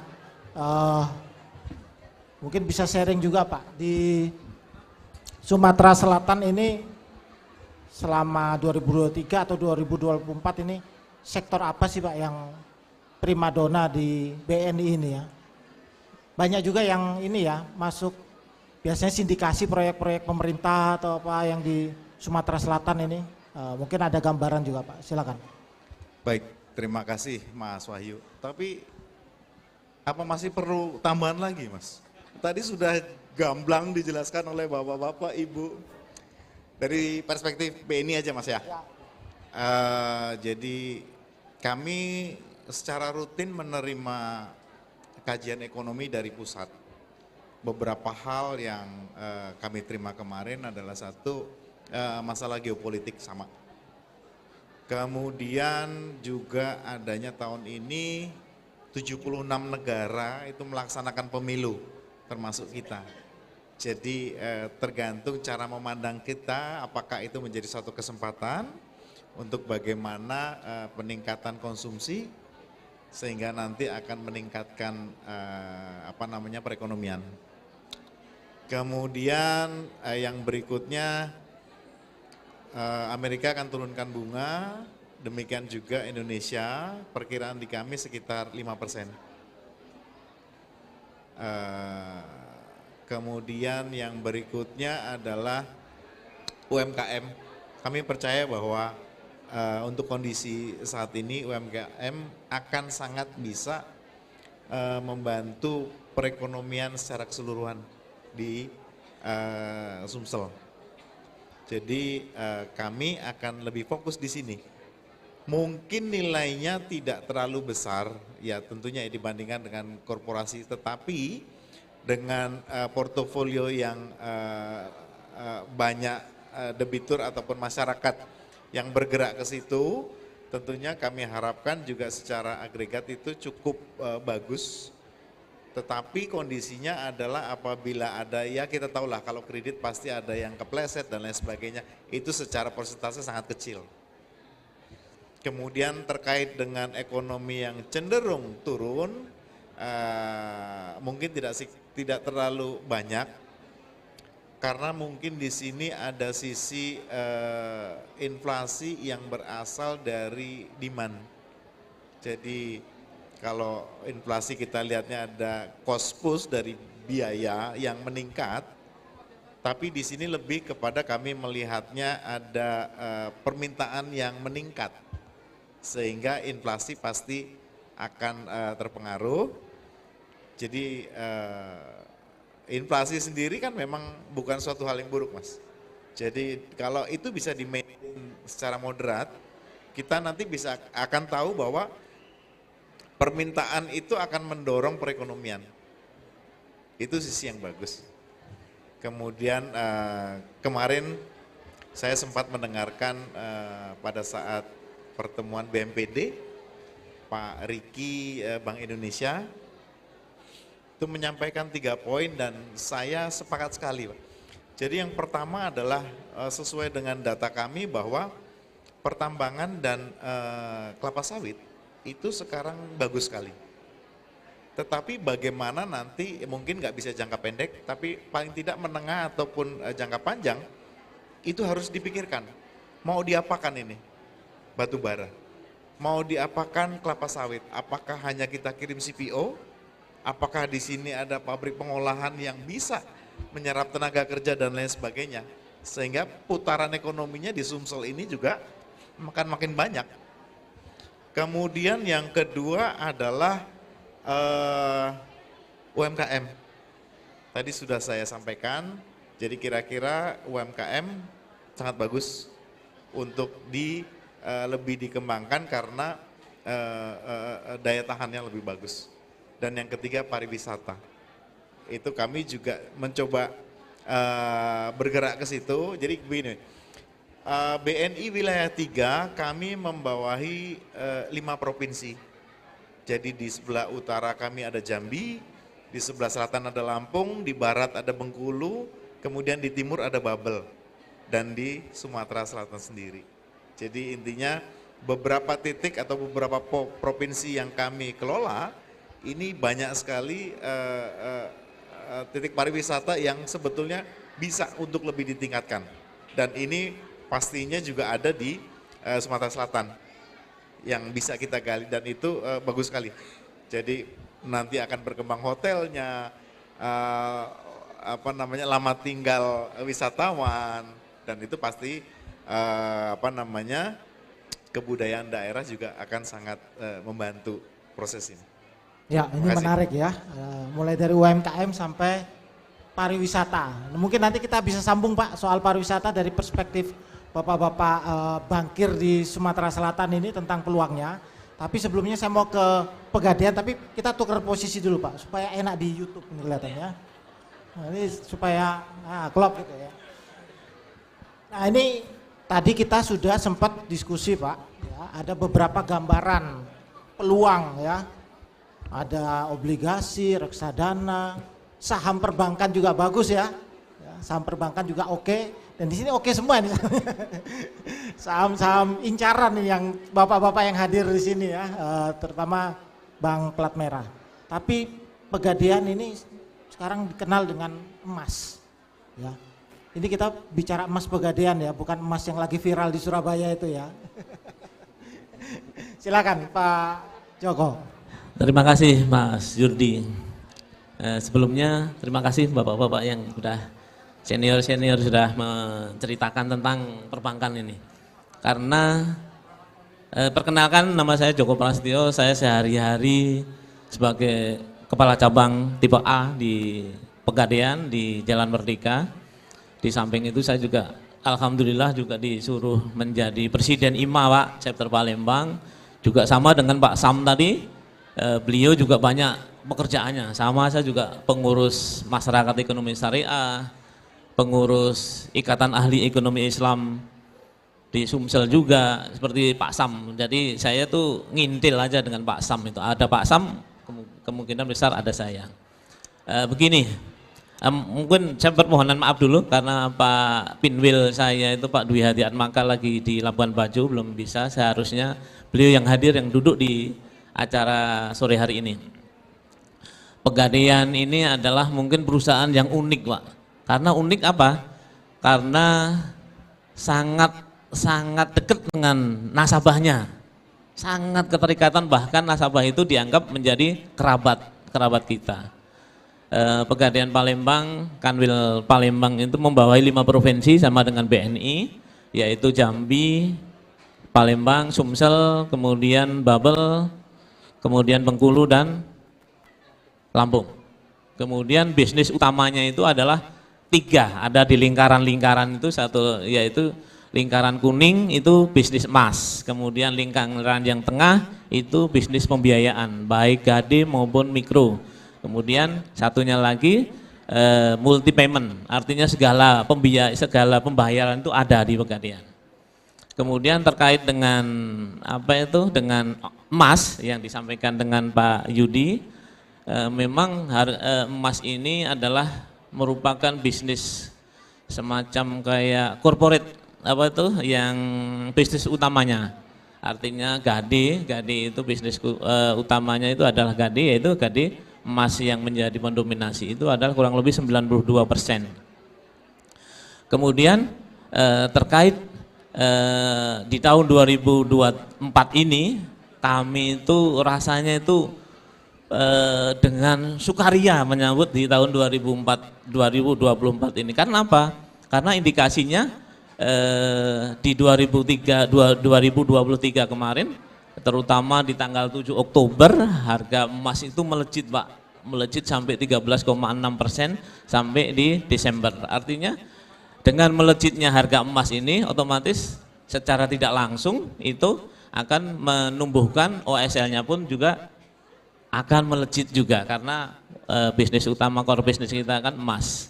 Itu jadi 23 kemarin itu rasanya untuk mencapai KPI chip itu kayaknya seperti kayak di luar kayak mimpi, tiba-tiba KPI-nya langsung tercapai, targetnya itu gampang sekali.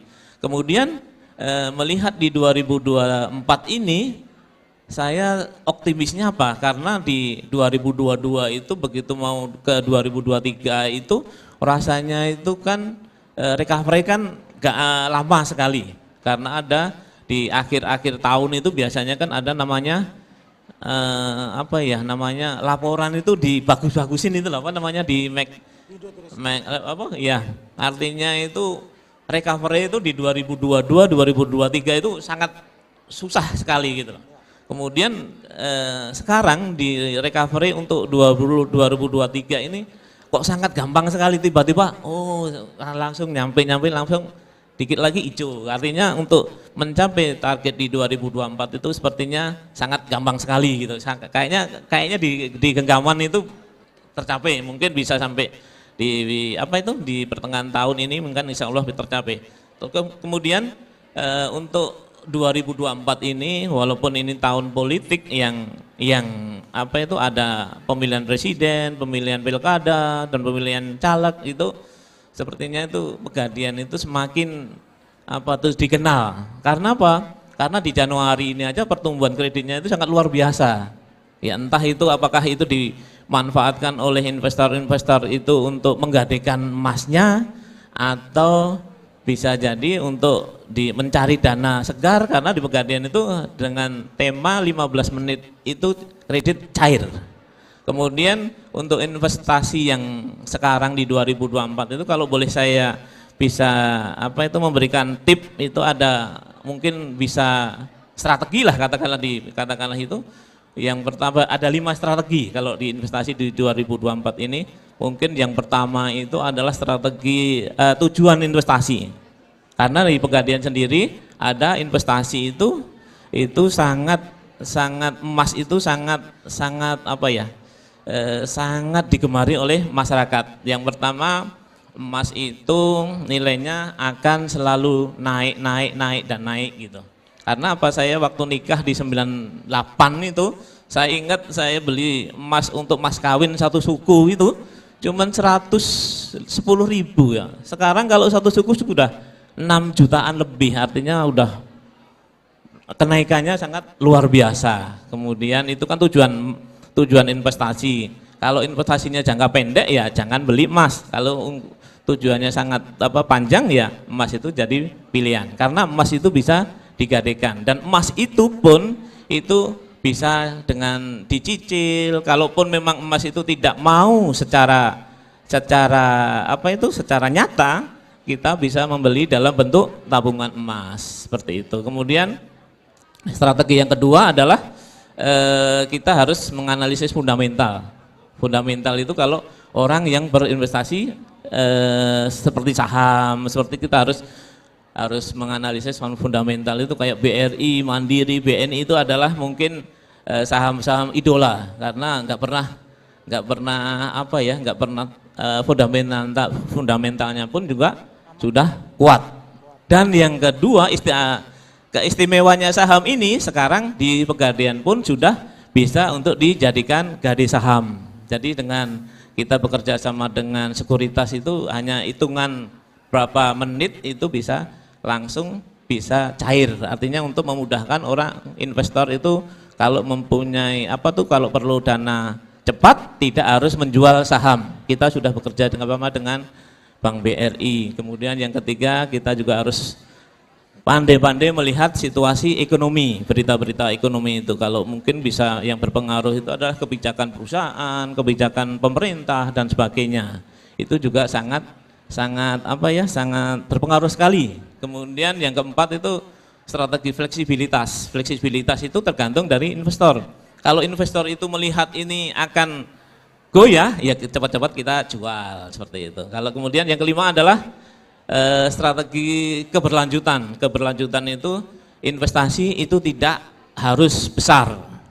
Sekarang di Pegadaian ada namanya tabungan emas. Tabungan emas itu adalah tabungan, berupa tabungan tapi dalam dikonversi dari rupiah menjadi emas. Cukup hanya 10.000 saja sudah bisa berinvestasi. Kita sudah kemudian kita ada namanya Pegadaian Digital Service, itu bisa satu HP bisa untuk semuanya. Memang kita menciptakan teman-teman mahasiswa khususnya itu bagaimana menumbuhkan rasa percaya diri mahasiswa itu untuk berinvestasi. Investasi itu tidak harus mahal, cukup dengan 10.000 bisa berinvestasi. Tiba-tiba nanti nanti tabungannya besar seperti itu. Kira-kira begitu Pak Yuri. Makasih, mungkin hanya itu bisa saya sampaikan. Assalamualaikum warahmatullahi wabarakatuh. Iya, terkesima saya mendengar ini ya, emasnya Pegadaian ini ya. Sampai lupa kita slogan zaman dulu itu, Pegadaian tuh mengatasi masalah tanpa masalah ya. Masih itu? Oh masih.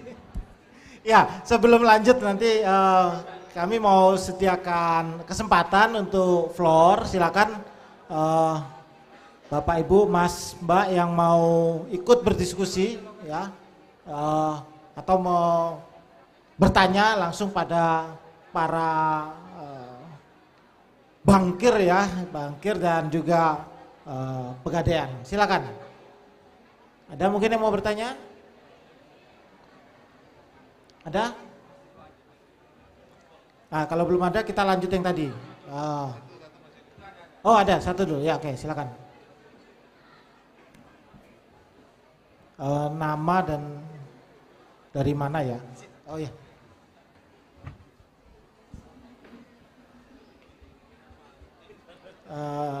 Iming-imingnya Mas. Assalamualaikum warahmatullahi wabarakatuh. Selamat sore semuanya. Semuanya dalam keadaan sehat.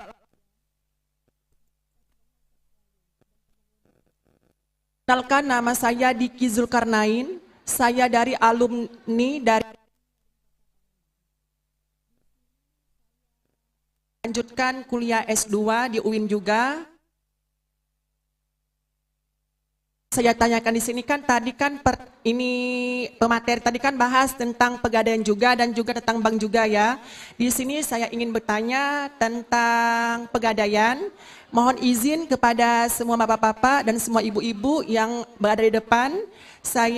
Pertanyaan saya yaitu bagaimana cara pihak pegadaian bertanggung jawab atas barang jaminan nasabah. Itu saja pertanyaan dari saya akhiri dengan ucapan wassalamualaikum warahmatullahi wabarakatuh. Thank you very much.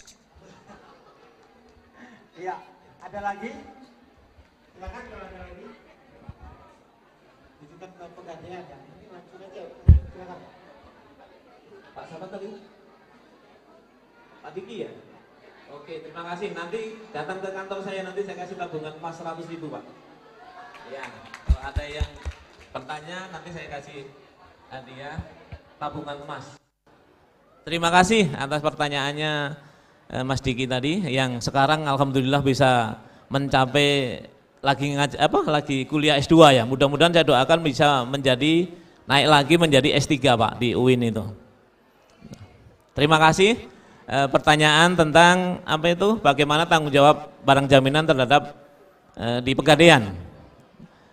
Pegadaian itu adalah perusahaan termasuk BUMN, itu bergerak di dalam Gade. Kemudian untuk masalah tanggung jawabnya, Pegadaian itu akan bertanggung jawab penuh, bahkan nasabahnya pun diasuransikan. Artinya di samping barang jaminannya itu dijaminkan, nasabahnya pun diasuransikan. Jadi jangan khawatir kalau misal nasabahnya itu katakanlah meninggal, itu bisa langsung diasuransikan, itu dengan harapan bisa tidak ada kewajiban lagi untuk membayar. Terus kemudian barang jaminan itu dikembalikan ke ahli warisnya. Adapun untuk tanggung jawab barang jaminan itu yang pertama itu adalah Pegadaian itu nasabah diberikan pinjaman dari Pegadaian itu ada jangka waktunya. Kalau yang KCA biasa itu kredit cepat aman itu 4 bulan. Tapi kalau yang fleksi dengan bunga harian itu bisa 6 bulan. Itu sepanjang nasabahnya itu di dalam 4 bulan masih dari dalam pinjaman, itu masa pinjaman, itu barang jaminan itu akan dilindungi oleh asuransi. Baik nanti kalau terjadi huru-hara maupun kebanjiran ataupun yang bencana, itu menjadi tanggung jawab Pegadaian, yaitu di cover oleh asuransi. Pernah di 2006 itu hampir separuh Pak, di Aceh itu gempa terjadi, tsunami itu banyak sekali yang meninggal, otomatis kan banyak sekali yang barang jaminannya itu juga tidak tahu arahnya, itu ahli warisnya pun juga tidak ketahuan itu Pak. Akhirnya kemudian diambil kebijakan oleh pemerintah, itu akhirnya diambil oleh pemerintah untuk dijadikan dana sosial, yang karena tidak ada ahli warisnya, kebanyakan di situ. Kemudian apabila nasabah itu setelah jatuh tempo tidak membayar atau perpanjang atau membayar sewa modal, itu maka barang jaminannya itu akan dilelang di muka umum. Kemudian apabila itu ada kelebihan dari penjualan itu, maka akan diberikan kepada nasabah. Itu kemudian sebelum kita melelang barang, kita ada kewajiban untuk memberitahukan kepada nasabah. 15 hari sebelum terjadi pelelangan kita akan memberikan surat, mungkin kalau ada telepon kita telepon, ada WA kita WA, seperti itu.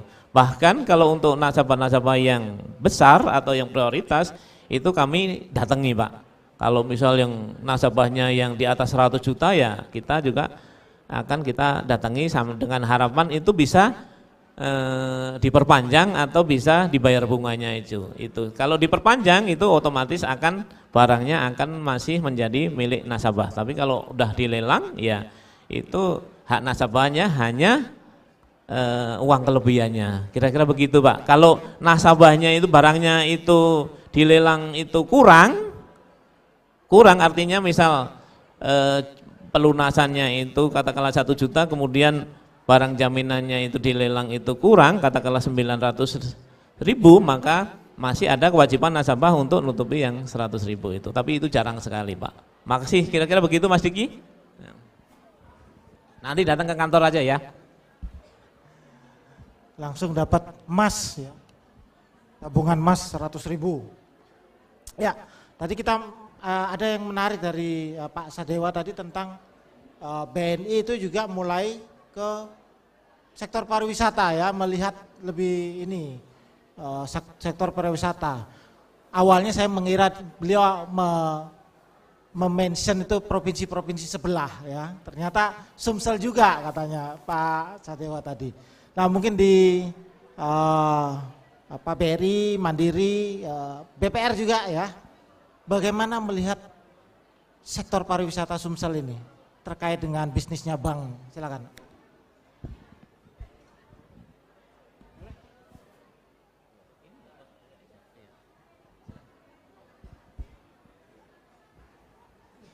Silakan dari Pak Deputi dulu lah, Deputi CU.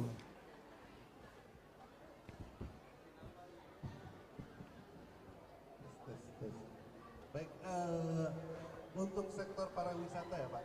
Jadi saya cerita dulu. Kebetulan saya di Palembang khususnya Sumatera Selatan itu baru 6 bulan. Saya bertugas berdinas di sini. Saya bawa keluarga. Pada awalnya saya melihat, wah kalau mau rekreasi kemana ya? Ya kan pasti semua orang sama Pak. Tapi kemarin saya coba explore lah. Saya coba putar. Akhirnya banyak spot-spot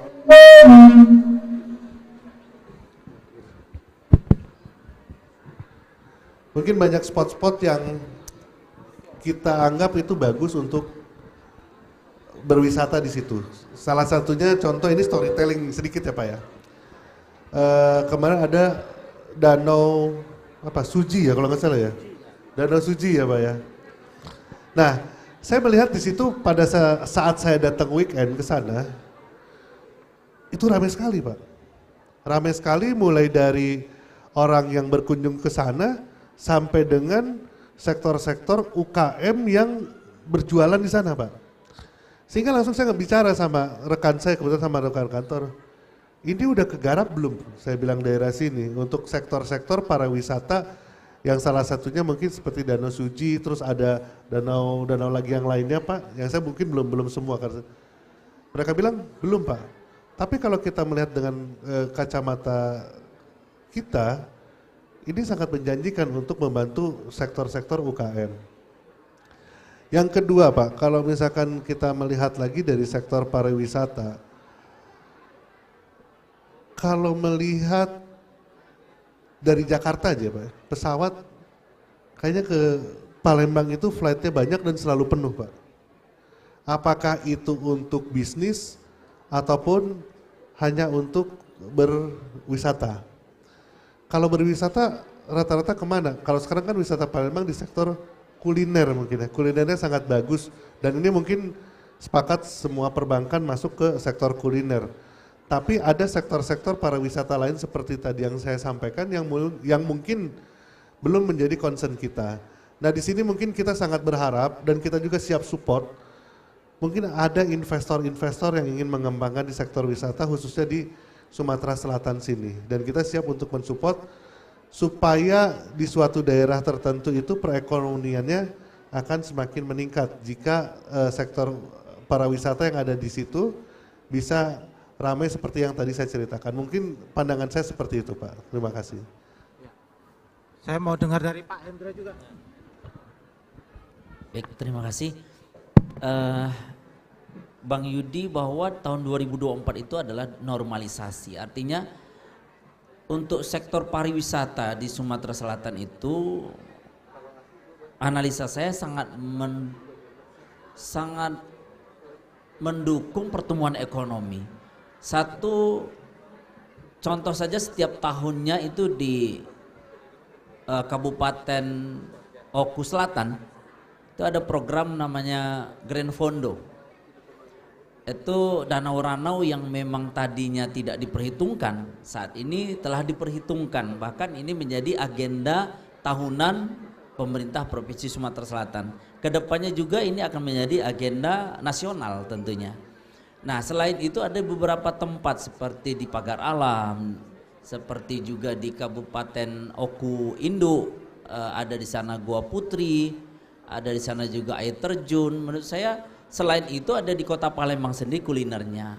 Jadi setelah COVID-19 menurut saya ini adalah pariwisata ini sangat menjanjikan dan telah bangkit menurut saya untuk mendukung sektor-sektor pertumbuhan ekonomi di Sumsel ini sendiri. Itu Bang Yedi, terima kasih. Ditambah lagi jalan tol sudah sampai. Iya, jalan tol, ya Prabu Muli, jalan tol dan jalan saya baru saja ke daerah Oku Selatan juga, jalannya di provinsi ini sangat bagus sekali. Bagus Pak, sangat mendukung infrastrukturnya terutama yang dikelola oleh pemerintah daerah kabupaten ataupun yang dikelola oleh provinsi Pak. Iya. Ini nambah inflow ya, sektor pariwisata di Sumsel dengan jalan tol juga makin. Tadi kan disebutkan itu cuma sekitar berapa menit dari pintu tol Prabu Muli ya Pak? Palembang Prabu itu 40 menit lah Pak. Kalau dulu kan 2 jam, 2 jam setengah. 2 jam setengah kalau beruntung itu. Iya. Kalau nggak macet itu. Iya. Iya. Artinya ini akan signifikan ya. Dan kami juga menggelar diskusi sebelumnya tentang jalan tol ini, dan ini ditopang dengan jalan-jalan kabupaten yang baru dibangun juga. Saya rasa menarik untuk Sumatera Selatan. Ini ada satu lagi, bisa semuanya menjawab terkait 2024 yang kita alami bulan-bulan ini, khusus terjadi di Sumsel yaitu banjir. Ini sudah ke 6 atau 7 kabupaten yang dilewati Sungai Musi. Nah, Bapak Ibu bagaimana melihat ini? Terkait banjir, apakah masih ada keyakinan ekonomi? Tentu akses juga terputus juga kemarin ya, yang ke arah Linggo ya, dari Sekali Linggo itu. Dan tidak menutup kemungkinan musim hujan di akhir tahun 2024 tidak bisa terulang karena ini agak besar ya, Sungai Musi yang besar, sulit untuk silakan mungkin dari Pak Sadewa lalu Ibu ya, 2024 ini kita diawali tahun ini dengan banjir, hanya terjadi terutama terjadi di Sumsel. Masih optimiskah dengan perekonomian kita atau investasi kita ke depan?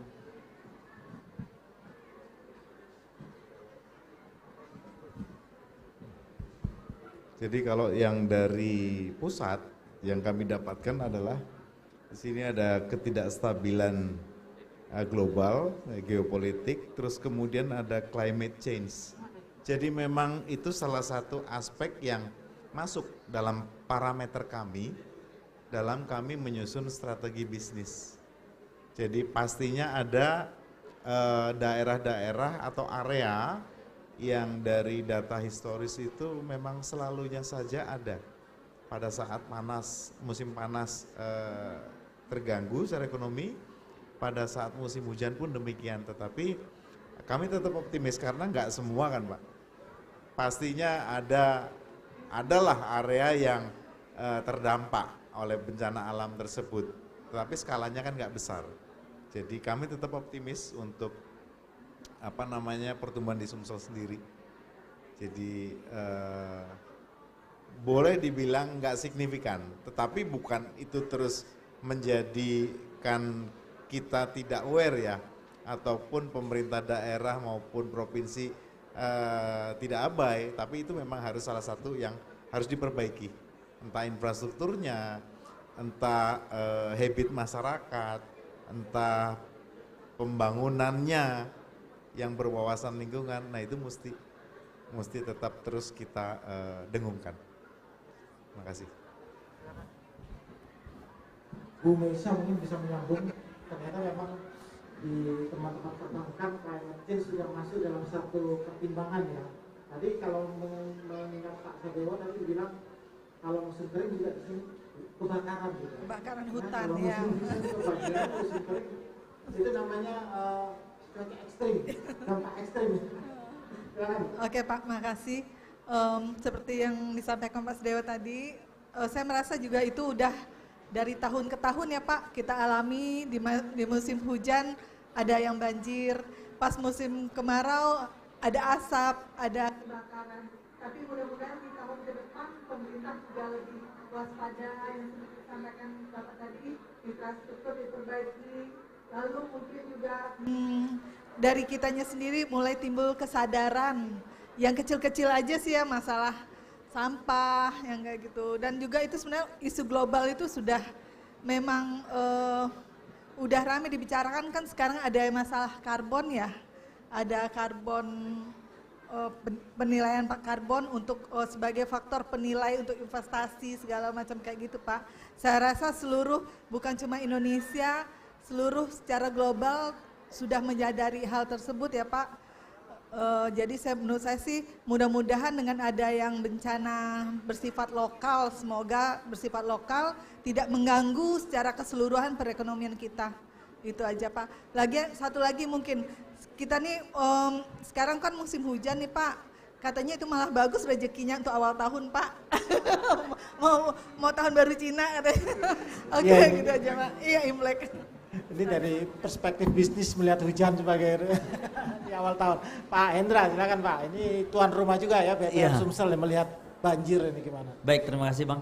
Jadi memang di setiap tahun iklim cuaca itu pasti terjadi lah ya di setiap wilayah. Terutama kita dikejutkan di awal-awal tahun ini di beberapa kabupaten, sebut saja di Prabu Muli kemarin. Namun menurut pengamatan saya tidak terlalu mengganggu ya stabilitas ekonomi masing-masing daerah, karena pemerintah provinsi dan bekerjasama dengan dinas-dinas terkait BNPB dan kabupaten juga cepat tanggap dalam hal mengatasi hal tersebut. Dan juga kayak banjir bandang juga nggak terlalu lama seperti itu. Menurut saya optimis lah, ini adalah menjadi tantangan juga bagi kita semua untuk berupaya membantu. Menurut saya di masing-masing perbankan ini juga ada namanya dana CSR yang memang membantu kondisi bencana alam tersebut. Jadi BPR Sumsel tentunya membantu ya terkait dengan bencana semampu kita juga sebenarnya. Itu saja Bang Edi. Silakan Pak. Kita sama-sama baru 6 bulan di sini Pak. Baru 6 bulan. Ya. Rupanya sebelah saya juga sama Pak. 6 bulan juga. Jadi kita melihat alam Sumsel yang kaya ya, tetapi ternyata di alam yang kaya itu ada juga potensi bencananya ya. Ada banjir, ada juga kebakaran hutan. Ya. Mungkin kalau misalkan view kami itu, kalau misalkan itu bencananya memang bencana musiman. Artinya dari sisi masyarakat atau pelaku usaha itu sudah memiliki antisipasi. Beda halnya kalau misalkan itu bencananya baru pertama kali dan itu memang dahsyat gitu ya. Nah, jadi jika melihat hal ini rasa-rasanya kita masih cukup optimis Pak, masih cukup optimis, kecuali kalau memang ada misalkan di suatu daerah yang banjir bandang baru pertama kali dan itu skalanya cukup besar, itu mungkin pertama pasti goyang, pasti. Tapi kalau kesana selebihnya masyarakat, pemerintah setempat, serta kami di perbankan pasti sudah punya antisipasinya. Ya, jangan jauh-jauh Pak, kita melihat Jakarta, Bandung itu udah tahunan. Musiman pasti yang namanya banjir selalu ada, tapi artinya untuk recovernya pasti bisa cepat kalau itu memang musiman. Mungkin itu pandangan dari kami Pak, terima kasih. Lanjut Pak. Optimis lah, optimis 2024. Pak Heri berarti sudah, kalau 6 bulan juga Pak, 6 bulan berarti sudah merasakan asap sempat ya. Pas datang sama asap. Datang asap. Lalu banjir ini, meskipun enggak ya, kita di Palembang tidak terlalu dibanding yang di sisi barat sana. Silakan Pak.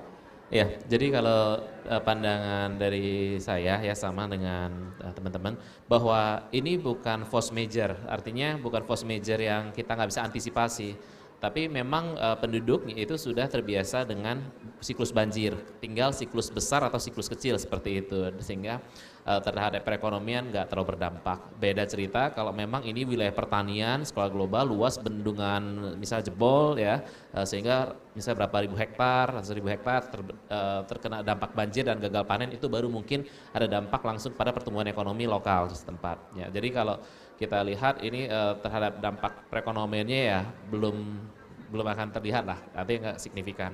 Nah, namun ini adalah indikator yang menarik ya, namanya ESG, Environmental, Social and Governance ya. Artinya apa? Bahwa memang investor di seluruh dunia pun juga cenderung mencari produk investasi yang ramah lingkungan supaya mencegah adanya perubahan-perubahan ekstrim, suhu ekstrim seperti ini, karena concernnya adalah pemanasan global ya, mau sampai suhu ekstrim dampak berapa lagi nanti akan kita alami 2024 dan seterusnya. Mudah-mudahan bisa kita kontrol karbon dan lain-lain ya, suhu dunia bisa lebih relatif lebih stabil lah untuk ini. Oke, mungkin masukan dari kami, terima kasih. Optimisme sekaligus tips.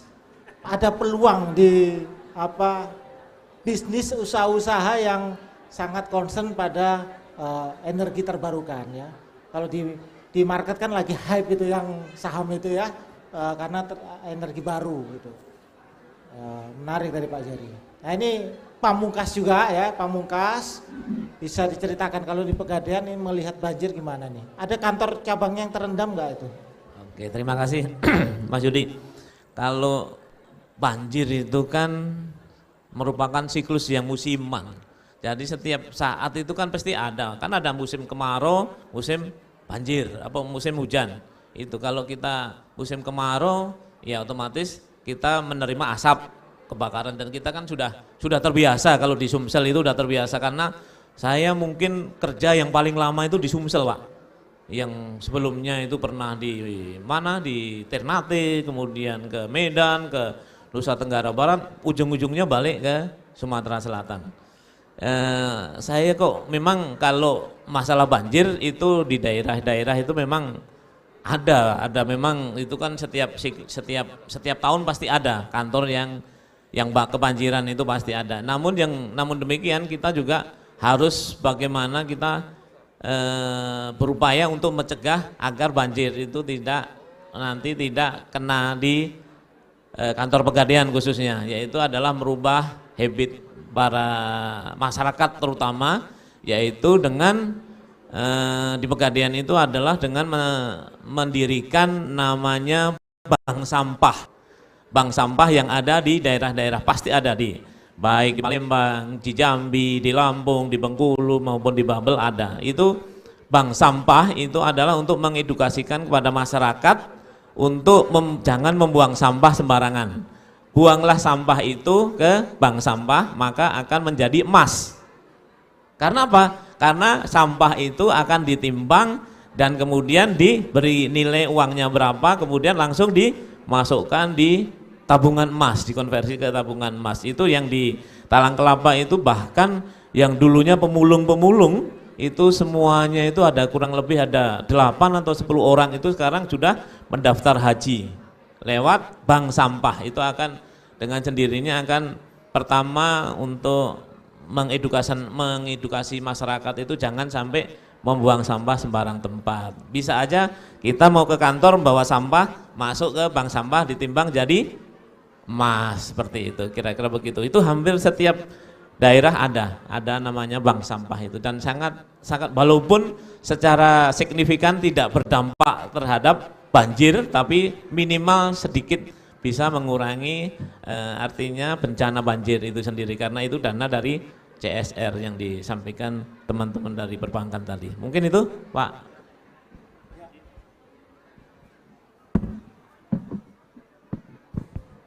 Ya, tak terasa kita sudah di akhir acara, Bapak Ibu. Terima kasih atas partisipasinya ya. paparan-paparannya yang mencerahkan kita semua. Tepuk tangan untuk para narasumber kita semua, Bapak Ibu.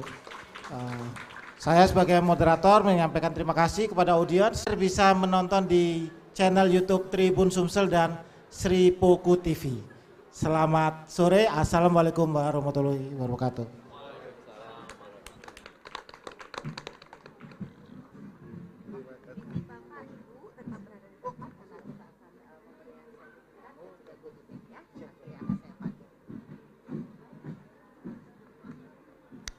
Baik, terima kasih untuk narasumber pada hari ini yang telah hadir dari ini ada 6 narasumber dan ada 5 ya, 5 bersama dengan nggak usah dihitung lagi di ujung sebelah kiri ya. Iya. Dan juga Pak Yudi, terima kasih pada hari ini telah memoderatori seluruh rangkaian acara kita dari Talk Show Investasi Outlook 2020 yang mana hari ini akan menyerahkan secara langsung ini plakat dan juga goodie bag persembahan dari Pegadaian. Kami persilakan akan diserahkan untuk yang pertama kepada BRI. Dari BRI, silakan diterima.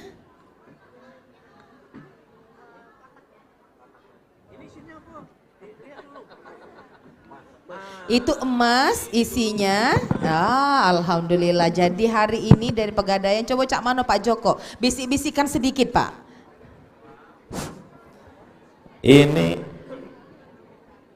Ini adalah produk dari Galeri 24, yaitu berupa emas 24 karat galeri. Ini adalah merupakan dari Galeri 24 yang merupakan anak perusahaannya Pegadaian. Itu bisa mencetak, bahkan sudah mempunyai pabriknya sendiri Pak. Artinya kita memproduksi emas sendiri, di samping Antam kita memproduksi ini sesuai dengan selera dari masyarakat. Artinya mungkin dari BRI Mas Denny akan membuat pin bisa masuk ke Pegadaian dengan sesuai apa yang dikehendaki, yaitu dengan custom, namanya custom. Jadi semuanya tersedia, ada di produknya, ada di belakang itu ada produk Antam, baik UBS dan segala macamnya. Oke, baik. Ini secara resmi saya serahkan untuk Pak. Iya, langsung kepada BRI. Boleh diabadikan dulu. Ya, boleh satunya di atas ini plakatnya. Oh iya.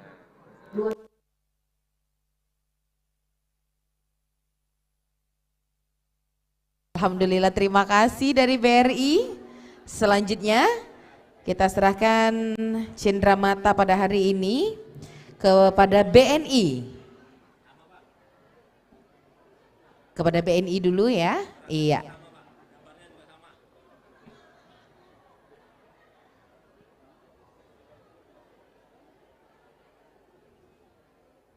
Setelah dari BNI, kita serahkan kepada Regional CEO Mandiri Sumbaksel.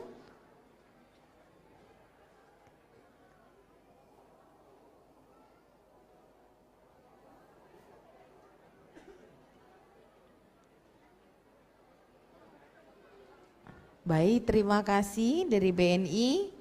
Selanjutnya dari CEO Mandiri Sumbaksel. Mohon izin kiranya dapat diterima cenderamata dari Pegadaian.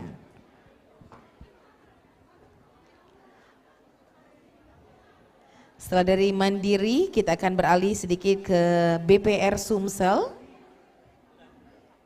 Baik, terima kasih. BPR Sumsel, silakan.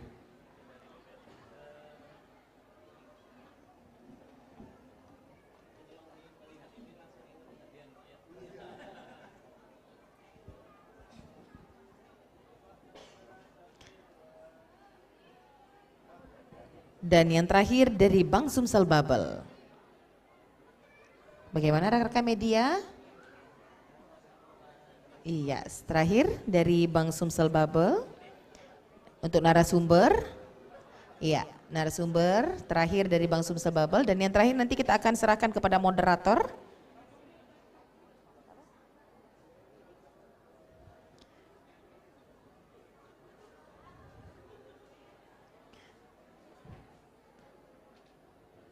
Oke, talk show menarik pada hari ini dimoderatori oleh Bapak Yudi, silahkan diserahkan.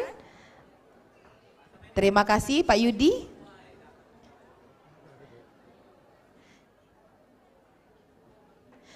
Yang dari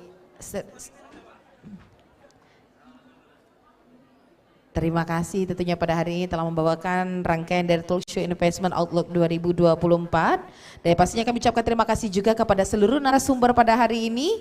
Kami persilahkan nanti kita serahkan juga. Ini iya, nah jadi Bapak pegang dewek Pak ya. Nggak katanya nyerahkan ya Pak soalnya. Iya, nah baik, boleh kita abadikan bersama-sama untuk semuanya. Boleh diangkat kembali cindramata yang sudah diserahkan. Saya agak bergeser sedikit ya, takutnya saya dapat di media.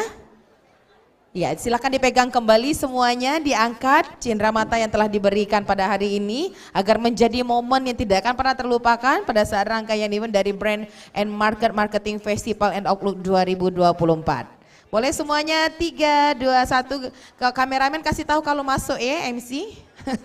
3, 2, 1.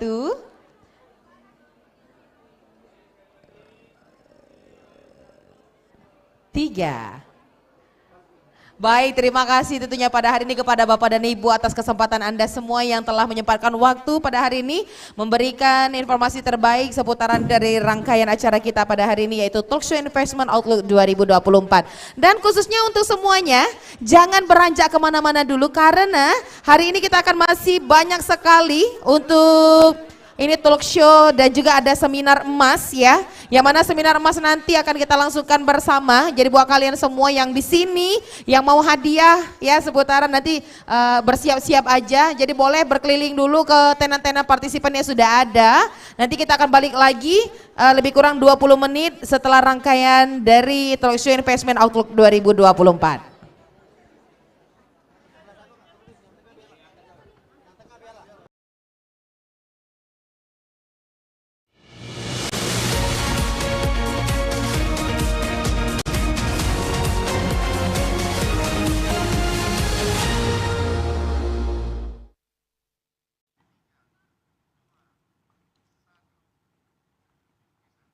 Anda menyaksikan Special Report Seminar Nasional Outlook Perekonomian Indonesia 2024 bersama saya Andi Shalini.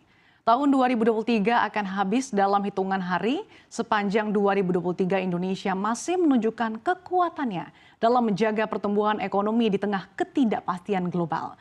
Lalu bagaimana dengan ekonomi 2024? Untuk menjawab hal tersebut, Kementerian Koordinator Bidang Perekonomian menggelar Seminar Nasional Outlook Perekonomian Indonesia 2024. Dan langsung saja kita bergabung ke St. Regis.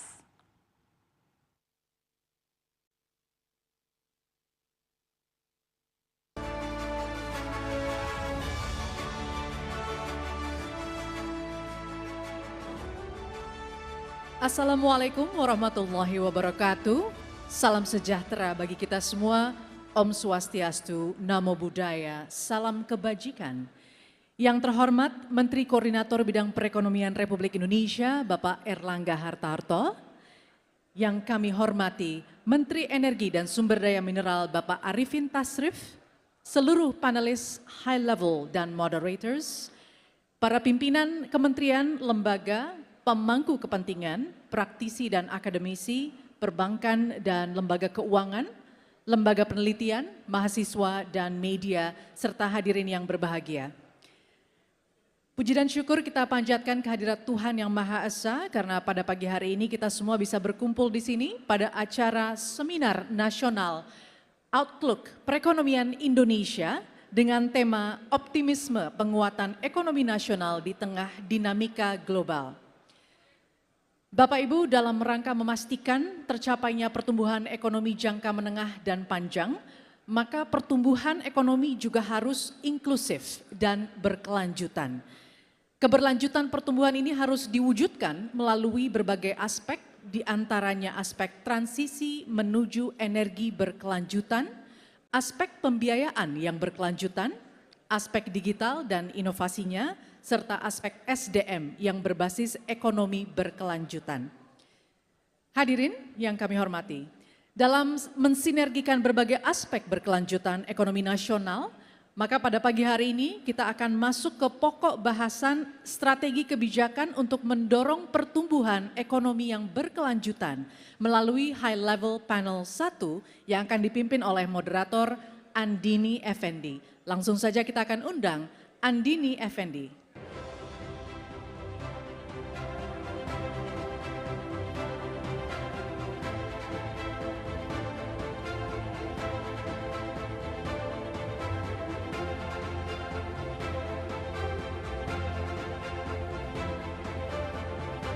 Assalamualaikum warahmatullahi wabarakatuh. Selamat pagi Bapak Ibu sekalian. Langsung saja kita mulai sesi pertama pada hari ini dengan judul Strategi Kebijakan untuk Mendorong Pertumbuhan Ekonomi yang Berkelanjutan. Saya undang narasumber sesi pertama Bapak Arifin Tasrif, Menteri ESDM Republik Indonesia. Pak Arifin silakan bergabung. Kemudian ada Pak Kartika Wirjoatmojo, Wakil Menteri BUMN Republik Indonesia. Pak Tiko, kami undang untuk langsung ke atas panggung Profesor Tetsuya Watanabe, President of Economic Research Institute for ASEAN and East Asia. Profesor Watanabe dan Profesor Ari Kuncoro, Rektor Universitas Indonesia. Gentlemen, the stage are yours. Silakan bergabung bersama saya di sini. Waktu kita sangat singkat sekali, jadi kita berharap akan lebih dinamis. Nanti kita berharap akan lebih dinamis untuk diskusinya. Sayang sekali tidak ada tanya jawab pada diskusi pagi hari ini. Dan saya langsung mulai ke Pak Arifin. Pak Arifin, mungkin kita berbicara soal transisi energi. Pak Arifin boleh sharing bagaimana evaluasinya nih Pak sepanjang berapa udah hampir 5 tahun ini? Yang ini sudah oke. Yang ini aja Pak. Kemudian untuk kalau kita berbicara soal strategi kebijakan transisi energi untuk sustainable growth, bagaimana evaluasinya saat ini dan apa yang akan ditargetkan ke depannya? Silakan Pak Arifin. Baik, terima kasih Andini. Selamat pagi semua Bapak Ibu sekalian. Jadi isu yang diangkat pertama kali adalah mengenai transisi energi. Ya memang kita memiliki target capaian untuk bisa mencapai 23% di tahun 2025. Tapi apa yang kita capai sekarang masih jauh. Ya masih kurang lebih 60% dari target. Padahal waktunya tinggal 2 tahun lagi.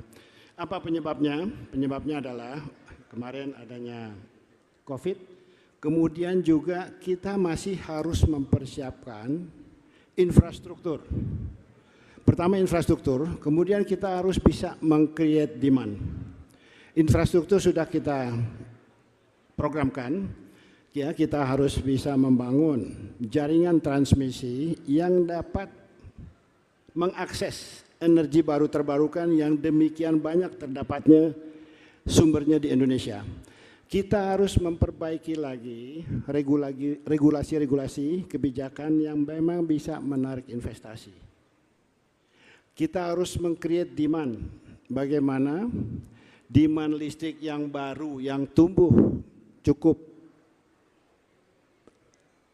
signifikan ke depan, itu semuanya diisi oleh energi bersih terbarukan. Kemudian kita juga masih dihadapi adalah proyek-proyek yang sebelumnya. Nah ini semuanya harus bisa kita atasi. Program-program efisiensi apa yang bisa kita lakukan? Kita juga memprogram efisiensi, antara lain bagaimana kita bisa memanfaatkan sumber gas alam kita untuk bisa menggantikan LPG. LPG kita itu import lebih dari 5,5 juta ton per tahun dan trennya terus meningkat. Sementara kita memiliki gas yang masih berlebih yang kita ekspor dan kecenderungan produksi kita dalam negeri akan bertambah. Kita memenuhi beberapa discovery baru lagi yang kita percepat produksinya. Untuk itu transmisi perlu kita bangun. Transmisi listrik dan transmisi gas. Transmisi gas inilah nanti yang akan bisa menggantikan LPG untuk bisa masuk ke rumah tangga. ke restoran, hotel, ya, untuk bisa menggantikan LPG yang kita import. Ini juga aspek keamanan energi dalam negeri kita yang harus bisa kita tumbuh kembangkan. Kemudian kita juga harus bisa mengantisipasi ke depannya bahwa mekanisme daripada cross border carbon ini akan diterapkan. Nah, ini harus kita antisipasi. Kita sudah merasakan perubahan iklim yang ada, ya, kita bisa merasakan bahwa kemarin kita sesak hirup udara di Jakarta, ya, batuk dan lain sebagainya. Nah, untuk itulah kita harus membuat kebijakan-kebijakan baru, ya, yang memang bisa mengattract masuknya energi baru. Kita harus melakukan segera konversi dari combustion fuel ke elektrifikasi.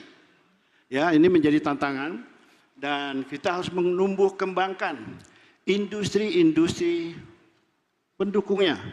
Karena tanpa kapasitas industri yang memadai, skala ekonomi itu sulit tercapai. Untuk itulah maka memang kita harus membangun infrastruktur energi, kita harus bisa menyiapkan energi yang mudah terjangkau dan menarik investasi, sehingga investasi itu bisa banyak masuk ke dalam negeri.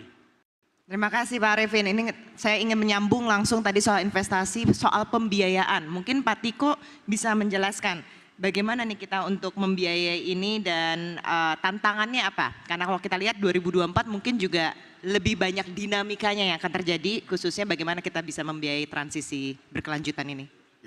Terima kasih Andi. Jadi tadi dari Pak Arifin menyampaikan sebenarnya di dalam transisi energi ini ada 3 blok. Pertama blok untuk kelistrikan, kemudian untuk transportasi dan untuk kehutanan. Nah, kelistrikan ini ada beberapa tantangan jangka pendek. Bagaimana kita memberikan insentif kepada para pengusaha yang melakukan kebangkitan usaha seperti coal fire, diesel dan sebagainya untuk transisi kepada renewables. Nah, ini tentunya peran perbankan bagaimana memberikan persyaratan dan mengarahkan memberikan bunga lebih murah untuk pengusaha-pengusaha pembangkit yang mau menurunkan emissionnya dalam jangka pendek. Nah, ini polisinya mulai kita masukkan dalam polisi di perbankan. Tapi kemudian untuk transisi kepada renewables, memang tantangannya ada 2. Tadi Pak Arifin menyampaikan pertama demand supply di PLN. Nah, ini demandnya udah mulai pick up sehingga kita percaya di 2024 ini kita bisa mulai lakukan bidding dalam skala besar untuk renewables. Nah, renewables kita juga ingin biddingnya ke depan tidak lagi dalam skala kecil, 50 mega, 100 giga, tapi kita ingin bikin block bidding, 1 giga, 2 giga, sehingga skalanya dapat dan percepatan untuk mengejar 24 giga renewables ini bisa terjadi dalam waktu 10 tahun ke depan. Nah, tantangannya dengan skala besar 1 giga, 2 giga ini, misalnya solar panel ataupun hydro, itu adalah pembiayaan dalam skala besar dengan jangka panjang dan tentunya dalam US dollar. Ini yang memang dalam negeri masih belum ada sumber pendanaan US dollar jangka panjang. Oleh karena itu memang kita harus bisa mengengage international multilateral organization, ECA dan juga international banking community seperti melalui skema JETP dan sebagainya supaya ada pool of fund jangka panjang yang berskala besar. Nah, dari sisi equity sebenarnya banyak perusahaan-perusahaan energi renewable skala dunia yang tertarik untuk masuk ke Indonesia. Kita lihat sebagai contoh beberapa tahun lalu kita resmikan power plant di Cirata floating oleh Masdar sebagai contoh. Kemudian ada perusahaan Saudi seperti Atswa dan sebagainya memang punya skala besar. Tapi mereka ingin block bidding dengan skala besar sehingga untuk economic of scale-nya tercapai dalam kapasitas yang memadai. Nah, ini kita akan dorong melalui mekanisme procurement dan pembiayaan di PLN. Selain itu tadi Pak Arifin juga menyampaikan ada area-area yang harus dibiayai oleh pemerintah atau multilateral, seperti transmission, green grid. Green grid ARR-nya rendah, makanya ini harus pemerintah atau multilateral yang mendanai supaya ini ada yang mendanai dalam konteks pendanaan murah jangka panjang juga untuk transmissionnya. Nah, ini sedang kita skemakan dengan PLN supaya ada pembagian antara yang economically punya high ARR dengan yang memang lebih public service dalam konteks transmission. Nah, kemudian untuk kehutanan ini juga menarik bahwa salah satu penurunan emission kita didorong oleh land use, deforestasi ya, termasuk nature based solution untuk konservasi hutan. Ini sebenarnya peluang besar karena Indonesia punya 120 juta hektar hutan. Nah, kuncinya bagaimana mengunlock carbon trading. Kita sudah luncurkan local carbon exchange yang harapannya secara sertifikasi bisa masuk ke carbon exchange skala global dengan sertifikasi nasional. Nah, nantinya kalau itu kita bisa masuk ke carbon exchange skala global, maka akan ada perusahaan-perusahaan yang bisa menjadi perusahaan yang berfokus kepada kehutanan untuk melakukan reforestasi atau mencegah deforestasi. Nah, ini kita juga sekarang lakukan skema ini supaya seperti perusahaan-perusahaan yang bergerak di kehutanan, bahkan BUMN seperti perhutani, bisa melakukan investasi untuk nature-based solution, konservasi hutan, dan nantinya bisa mendapatkan revenue dari melakukan carbon exchange secara domestik maupun global. Nah, kemudian blok terakhir terkait dengan EV. Nah, EV ini ada dua tantangan. Pertama, bagaimana ekosistem EV-nya yang sekarang sedang kita bangun bersama dari nikel sampai dengan ke battery pack. Itu kita sedang bangun, ada dua ekosistem di Indonesia yang bersama Antam, dan kita juga sedang proses dengan Vale, dengan Pak Arifin, bagaimana ada 3 ekosistem baterai yang kita bangun. Nah, ini tentu butuh pendanaan skala besar, termasuk pembangunan upstream-nya, midstream-nya, pembangunan edge pulse smelter dan sebagainya. Tapi di sisi lain kita harus meng-create juga demand side-nya. Dan demand side-nya ini kan bagaimana meningkatkan dan memberikan subsidi kepada masyarakat untuk peningkatan akselerasi konversi ke EV. Dari sisi baik mobil maupun motor. Nah, ini juga kita harus dorong, termasuk pembiayaan di consumer side-nya. Bagaimana bank mulai membiayai pembelian motor listrik, mobil listrik dan sebagainya dengan skema yang bisa mendorong masyarakat untuk konversi ke mobil listrik. Jadi ini satu ekosistem yang besar, transisi energi ini, ada ekosistem power, ekosistem hutan dan ekosistem transport. Nah, ini kita lagi rancang berbagai skema, tapi tentunya tidak mungkin ini berhasil tanpa dukungan pendanaan internasional, terutama dengan skala besar dan dengan tenor yang panjang. Okay, I'll move on to Professor Watanabe. So you've heard of what we've done and then the current existing program that we want to push forward for Indonesia. What, maybe from you can share your insights and what can we done more so we can make this program more sustainable and also successful? Thank you very much. In general, in terms of digital economy, Indonesia, the agenda on the digital economy is in a good shape, increasing the country's competitiveness, improve manufacturing performance and the productivity.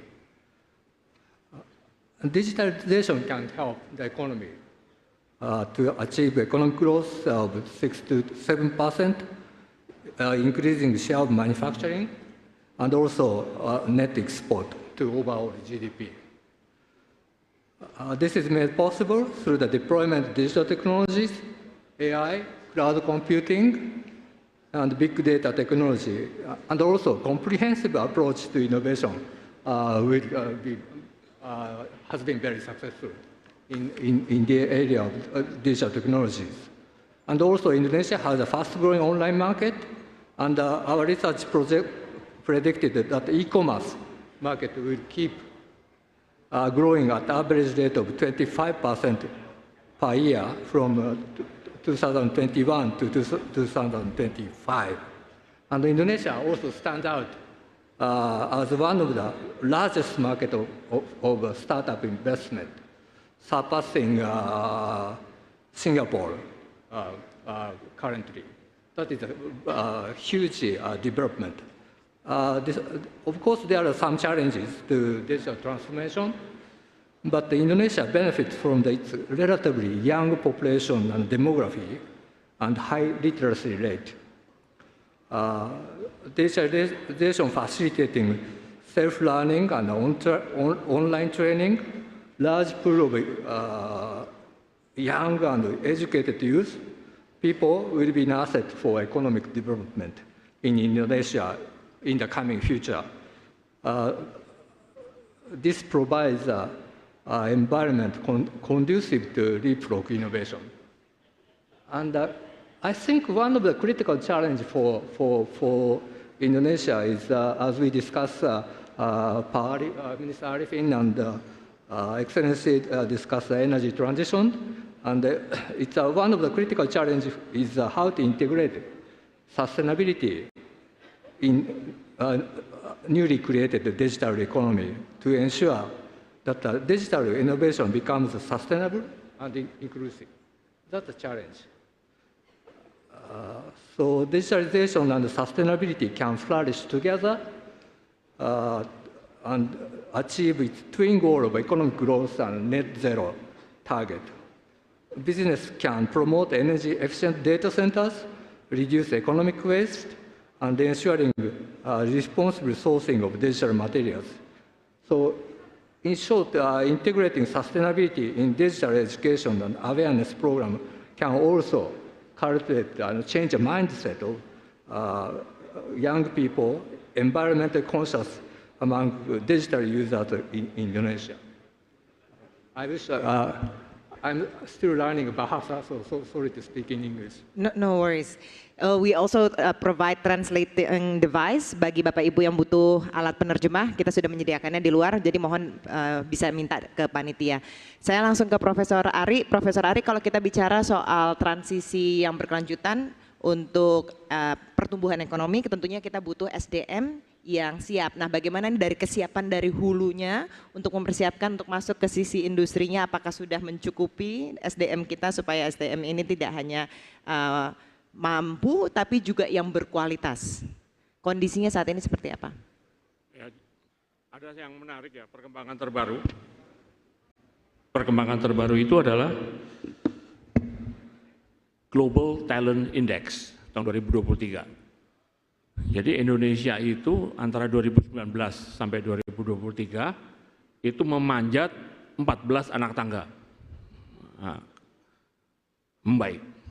Tapi kalau kita lihat apa yang terjadi dari 2019 sampai 2023, itu ada COVID, ada masalah ketegangan geopolitik yang menimbulkan krisis energi.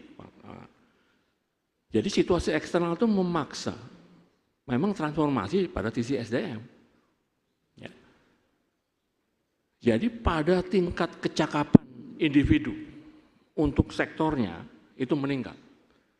Tapi ada catatan satu yang menarik. Kemampuan manajerial, knowledge managerial, ya, connecting the dot, ya, itu masih nggak ada. Ya. Jadi ini sangat menarik, ya. Saya ambil contoh misalnya rumah makan. Mungkin sebelum COVID dia tidak banyak menggunakan order online. Dia hanya bergantung pada pelanggan yang datang. Tapi COVID memaksa dia untuk menggunakan jalur yang lain.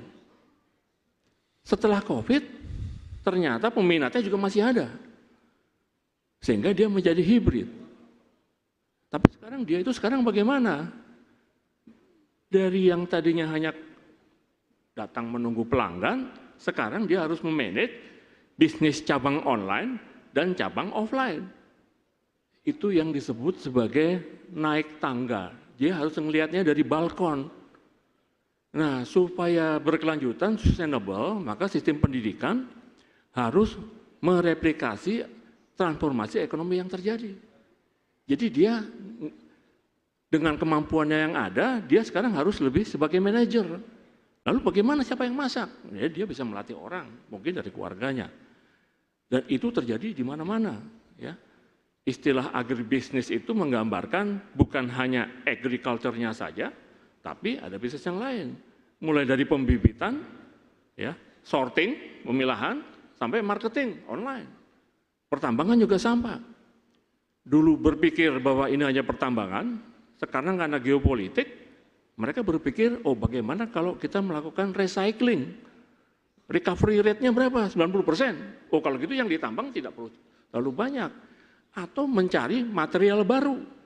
Ya, misalnya tentang bagaimana CO2 bisa digunakan untuk tenaga menyimpan energi dengan merubahnya menjadi bubuk. Namanya sodium format, saya juga perlu dengar.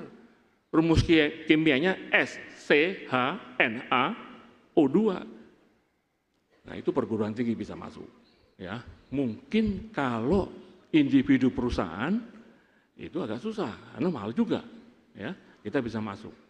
Jadi SDM 1 adalah dia harus bisa level managerial, connecting the dot.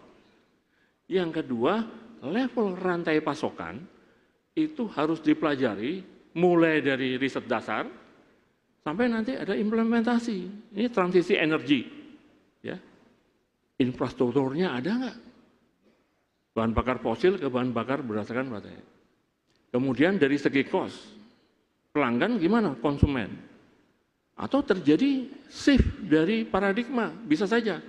Harganya sedikit mahal, tapi naik sesuatu yang lebih hijau energinya, itu jadi keren, bisa saja. Ya, itu yang saya sebut connecting the dot ya. Jadi dari segi manajerial pada level produksi, tadi saya katakan saya ambil contoh ya rumah makan sampai pada riset development perguruan tinggi Harusnya, berarti ini akan sustain. Karena kalau tidak, Indonesia akan jadi pasar lagi. Ya, nah ini kita karena peluangnya banyak. Ya, ada konflik geopolitik, yang ini menawarkan riset. Ini menawarkan riset. Saya udah ngomong, nggak usah ngomong dari negara mana. Tapi itulah soft power. Ya, soft power itu digunakan adalah, oke, kamu ikut saya, ikut riset mau nggak? Oh ya, oke. Tapi kalau kita lihat lebih jauh lagi, ya ada ininya apa ya. Tapi kita ya udahlah, kita manfaatkan lah. Misalnya ada gajah sama gajah ya, lagi berselisih, pelanduk yang cerdik harus dapat mengambil manfaat. Terima kasih. Oke, saya mau encourage untuk discussion dari para speakers ini. Kita memanfaatkan waktu yang tersisa di sini. Jadi kita lihat 2024, the winter is coming. Season 2 maybe. Jadi gimana kita mempersiapkan ini supaya Indonesia bisa pertumbuhan ekonominya tidak hanya sustainable tapi juga lebih ajak, lebih mantep, lebih kuat begitu. Tadi kita sudah dengar dari Pak Arifin sudah apa yang dilakukan dan apa saja tantangannya. Pak Tiko juga bilang nih begitu banyak peluang sebenarnya untuk berbicara pembiayaan. Profesor Ari juga bilang ternyata SDM kita sekarang jauh lebih dinamis, jauh lebih agility-nya ada di Indonesia. Kemudian juga ada inovasi digital. Apalagi nih yang dibutuhkan supaya kita tuh bisa lebih inovasi mungkin atau approach yang bisa lebih tangible supaya kita tuh bisa save paling enggak for the next 5 years. Silakan, saya buka kesempatannya Pak Tiko, silakan. Baik, jadi kalau kita lihat pertumbuhan ekonomi kita pasca COVID 2 tahun terakhir banyak didrive oleh peningkatan ekspor dari komoditis ya, terutama nikel, coal dan CPO. Nah ini di tahun ini kalau kita lihat itu harga-harga komoditas mulai turun. Nah kita mulai benar-benar harus fokus kepada engine ekonomi yang lain yaitu household consumption dan investments. Jadi ini memang harus kita dorong supaya household consumption bisa tumbuh di atas 6% dan investment juga tumbuh di atas 10%. Nah ini memang perlu satu strategi khusus untuk household consumption. Sebenarnya peran daripada UMKM besar sekali karena sebenarnya di Indonesia ini 65% dari perusahaan itu adalah perusahaan UMKM dan itu menyerap hampir 90% tenaga kerja. Memang memperkuat daripada ekosistem e-commerce, ekosistem trading dan ekosistem pertanian itu penting sekali untuk meningkatkan kualitas dan menaikkan kelas dari UMKM baik melalui supply side-nya maupun juga dari sisi demand side-nya termasuk pembiayaan kurnya. Jadi ini perlu kita dorong terus supaya UMKM-nya bisa naik kelas, bisa meningkatkan daya beli masyarakat dan kemudian meng-create household consumption yang tumbuh lebih cepat. Dan kita mesti memperhatikan juga masyarakat di pendapatan menengah bawah supaya disupport terus dengan bansos dan penguatan dari sisi kekuatan sosialnya mereka. Nah untuk sisi yang lokomotifnya investment, kita ada beberapa topik besar, tentunya hilirisasi menjadi salah satu topik untuk engine investment besar ke depan, tentunya dengan berbagai macam hilirisasi mulai dari nikel, bauxite, aluminium, copper dan sebagainya, ini engine besar untuk investment. Tapi juga jangan lupa juga kita memang harus kembali refocusing kepada manufacturing side.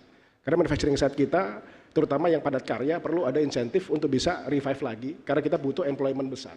Jadi kita perlu juga program investment untuk meningkatkan industri padat karya manufaktur, tapi juga bagaimana industri manufaktur yang high end. Nah ini industri manufaktur high end, kita bisa fokus misalnya ekosistem EV battery dan turunannya, mulai dari smelternya sampai dengan prekursor, katoda, anoda, battery pack.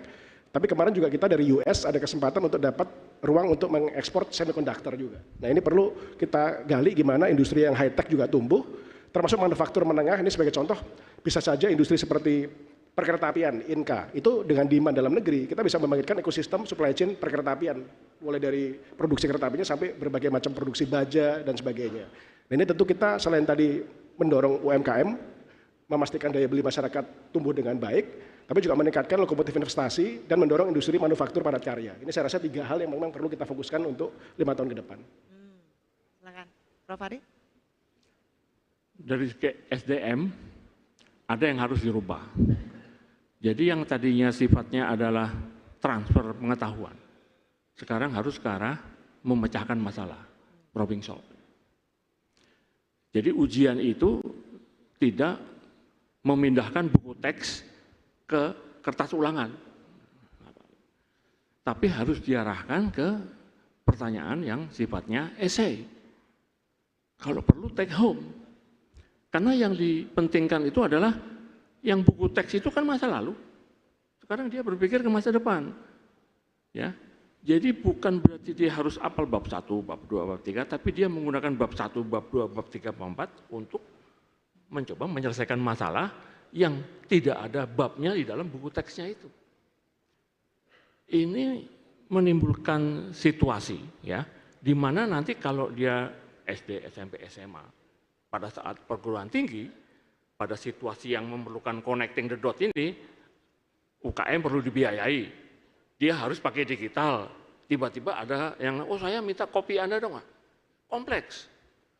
Kalau sudah terlatih dari mulai tahap elementary school sampai ke atas, dia akan bisa melakukan transformasi lebih singkat. Ya. Kemudian satu lagi yang perlu dilakukan itu adalah simulasi dunia nyata. Ya. Karena itu misalnya mengundang praktisi untuk memberikan pengajaran kuliah itu menjadi penting dalam situasi triple helix. Kemudian sebaliknya, guru atau dosen melihat ke industri, mahasiswanya magang, ya, siswanya magang. Jadi proses daripada pembentukan transformasi ekonomi ini terjadi dalam DNA-nya dia, tidak semata-mata instruksi. Tapi memang sudah reaksinya memang seperti itu, ya. Nah, salah satu yang barangkali yang kita agak underestimate itu adalah cuti akademis bagi pengajar atau dosen yang diperlukan untuk dia upgrade, ya, sabbatical istilahnya. Kalau di perguruan tinggi, ya, itu 3 bulan, 5 minggu segala macam dia belajar dari luar. Karena bagaimanapun juga ya tidak ada pengalaman yang utuh, jadi harus saling belajar. Nah yang seperti ini harus dijadikan sebagai syarat untuk misalnya dia bisa masuk ke tataran yang lebih tinggi. Ya misalnya kalau di kami menjadi lektor kepala terus guru besar gitu ya. Jadi apakah mendapat saya diundang invited speaker untuk satu conference di luar negeri, ya, waduh, ini suatu kehormatan. Saya diundang untuk 3 bulan riset di Tokyo University, itu kehormatan. Ya, bukan hanya kehormatan, dia nanti bisa membawa ilmunya. Jadi butuh exposure yang lebih global untuk melihat. Dan mahasiswanya diajak dalam satu klaster. Ya. Karena kan mungkin yang dapat kehormatan cuma satu. Tapi bagaimana dia bisa membawa dampak positif pada lingkungannya. Makanya di sini klaster-klaster penelitian ya, dan juga di sekolah-sekolah yang ya SD, SMP, SMA itu lebih ditekankan kepada kerjasama tim. Jadi nilai raport itu ya dia sendiri. Tapi kalau kerja kan dia dengan orang lain. Jadi paper bersama, makalah bersama itu harus ada selain makalah yang dia sendiri. Di situ dia berinteraksi, mengembangkan leadership, mengembangkan kemampuan persuasi. Ya kadang-kadang harus ngalah ya, kadang-kadang saya ini yang benar. Tapi semuanya adalah menjadi satu kesatuan. Dan kalau mau disimulasi lagi, bisa jadi nanti dalam presentasi ada yang peer reviewer, ya temannya juga kelompok lain, nanti gantian. Jadi mensimulasi labor market yang sekarang sedang mengalami perubahan itu diperlukan dari sejak awal. Ya, karena nanti kalau enggak, ya itu seperti biasa, kecepatannya itu makin lama makin cepat ya. Jadi kita harus ancang-ancang, bukan berarti gap-nya itu kemudian langsung tutup, tidak. Kita tujuannya closing the gap, ya, closing the gap. But if the gap is too wide, then we have problem. Ya. Belum lagi masalah productivity. Ya, itu yang tujuan kita untuk transformasi di pendidikan. Prof, Pak Arifin ini juga mungkin salah satu industri yang butuh SDM sangat berkualitas itu. Tapi Pak, kalau kita lihat ini bagaimana supaya kita lebih mantep gitu ke depannya, apa yang perlu diperbaiki lagi? Ya, baik, terima kasih Andini. Jadi kita ini punya sumber daya alam yang menghasilkan revenue pendapatan yang sangat besar. Dan udah mulai terjadi peralihan, kalau tadinya oil gas menjadi sektor andalan, sekarang ini di sektor minerba yang jadi andalan. Nah, inilah yang memang, tapi value yang kita peroleh itu belum optimal. Jadi masih perlu dilakukan terus program-program proses hilirisasi sampai dia menghasilkan produk jadi. Ya, nah, apa yang bisa kita buat dari nikel sampai bisa menjadi baterai? Apa yang bisa kita bikin dari copper cathode sehingga bisa mendukung kebutuhan transmisi untuk pengaliran listrik? Apa yang bisa kita lakukan lagi dari aluminium dan lain sebagainya? Ini yang harus kita tumbuhkan industri hilirnya. Nah, kita mempunyai keunggulan demografi yang sangat potensial. Inilah yang harus kita pikirkan, bahwa kita harus mendorong program penilaian nilai tambah melalui proses hilirisasi untuk bisa merespon lapangan kerja buat generasi kerja muda kita. Nah, pasar kita harus bisa meng-create. Ya, pasar di luar negeri itu sudah, tapi kompetitif enggak produk kita. Untuk itu, untuk mencapai competitiveness, maka economic scale itu perlu di-create. Apa yang kita lakukan sekarang terkait dengan elektrifikasi? Ya, bagaimana kita bisa membangun demand? Kita menghitung bahwa saat ini Indonesia ini banyak menggunakan kendaraan motor beroda 2 yang jumlahnya lebih dari 120 juta unit. Ya, dan ini mengkonsum, kalau 1 liter per hari itu sudah menghabiskan kurang lebih 600.000 barrel ekuivalen minyak. Kapan kita bisa mengganti ini? Ada 2 program percepatan produksi motor baru. Ini membuka potensi teknologi baru di industri yang memang bisa dikuasai oleh masyarakat industri kita. Kemudian apa yang kita lakukan dengan motor-motor yang sudah dipakai? Itu yang memang bisa kita bisa kembangkan nggak? Industri komponen. Dan yang paling penting lagi adalah kesadaran masyarakat.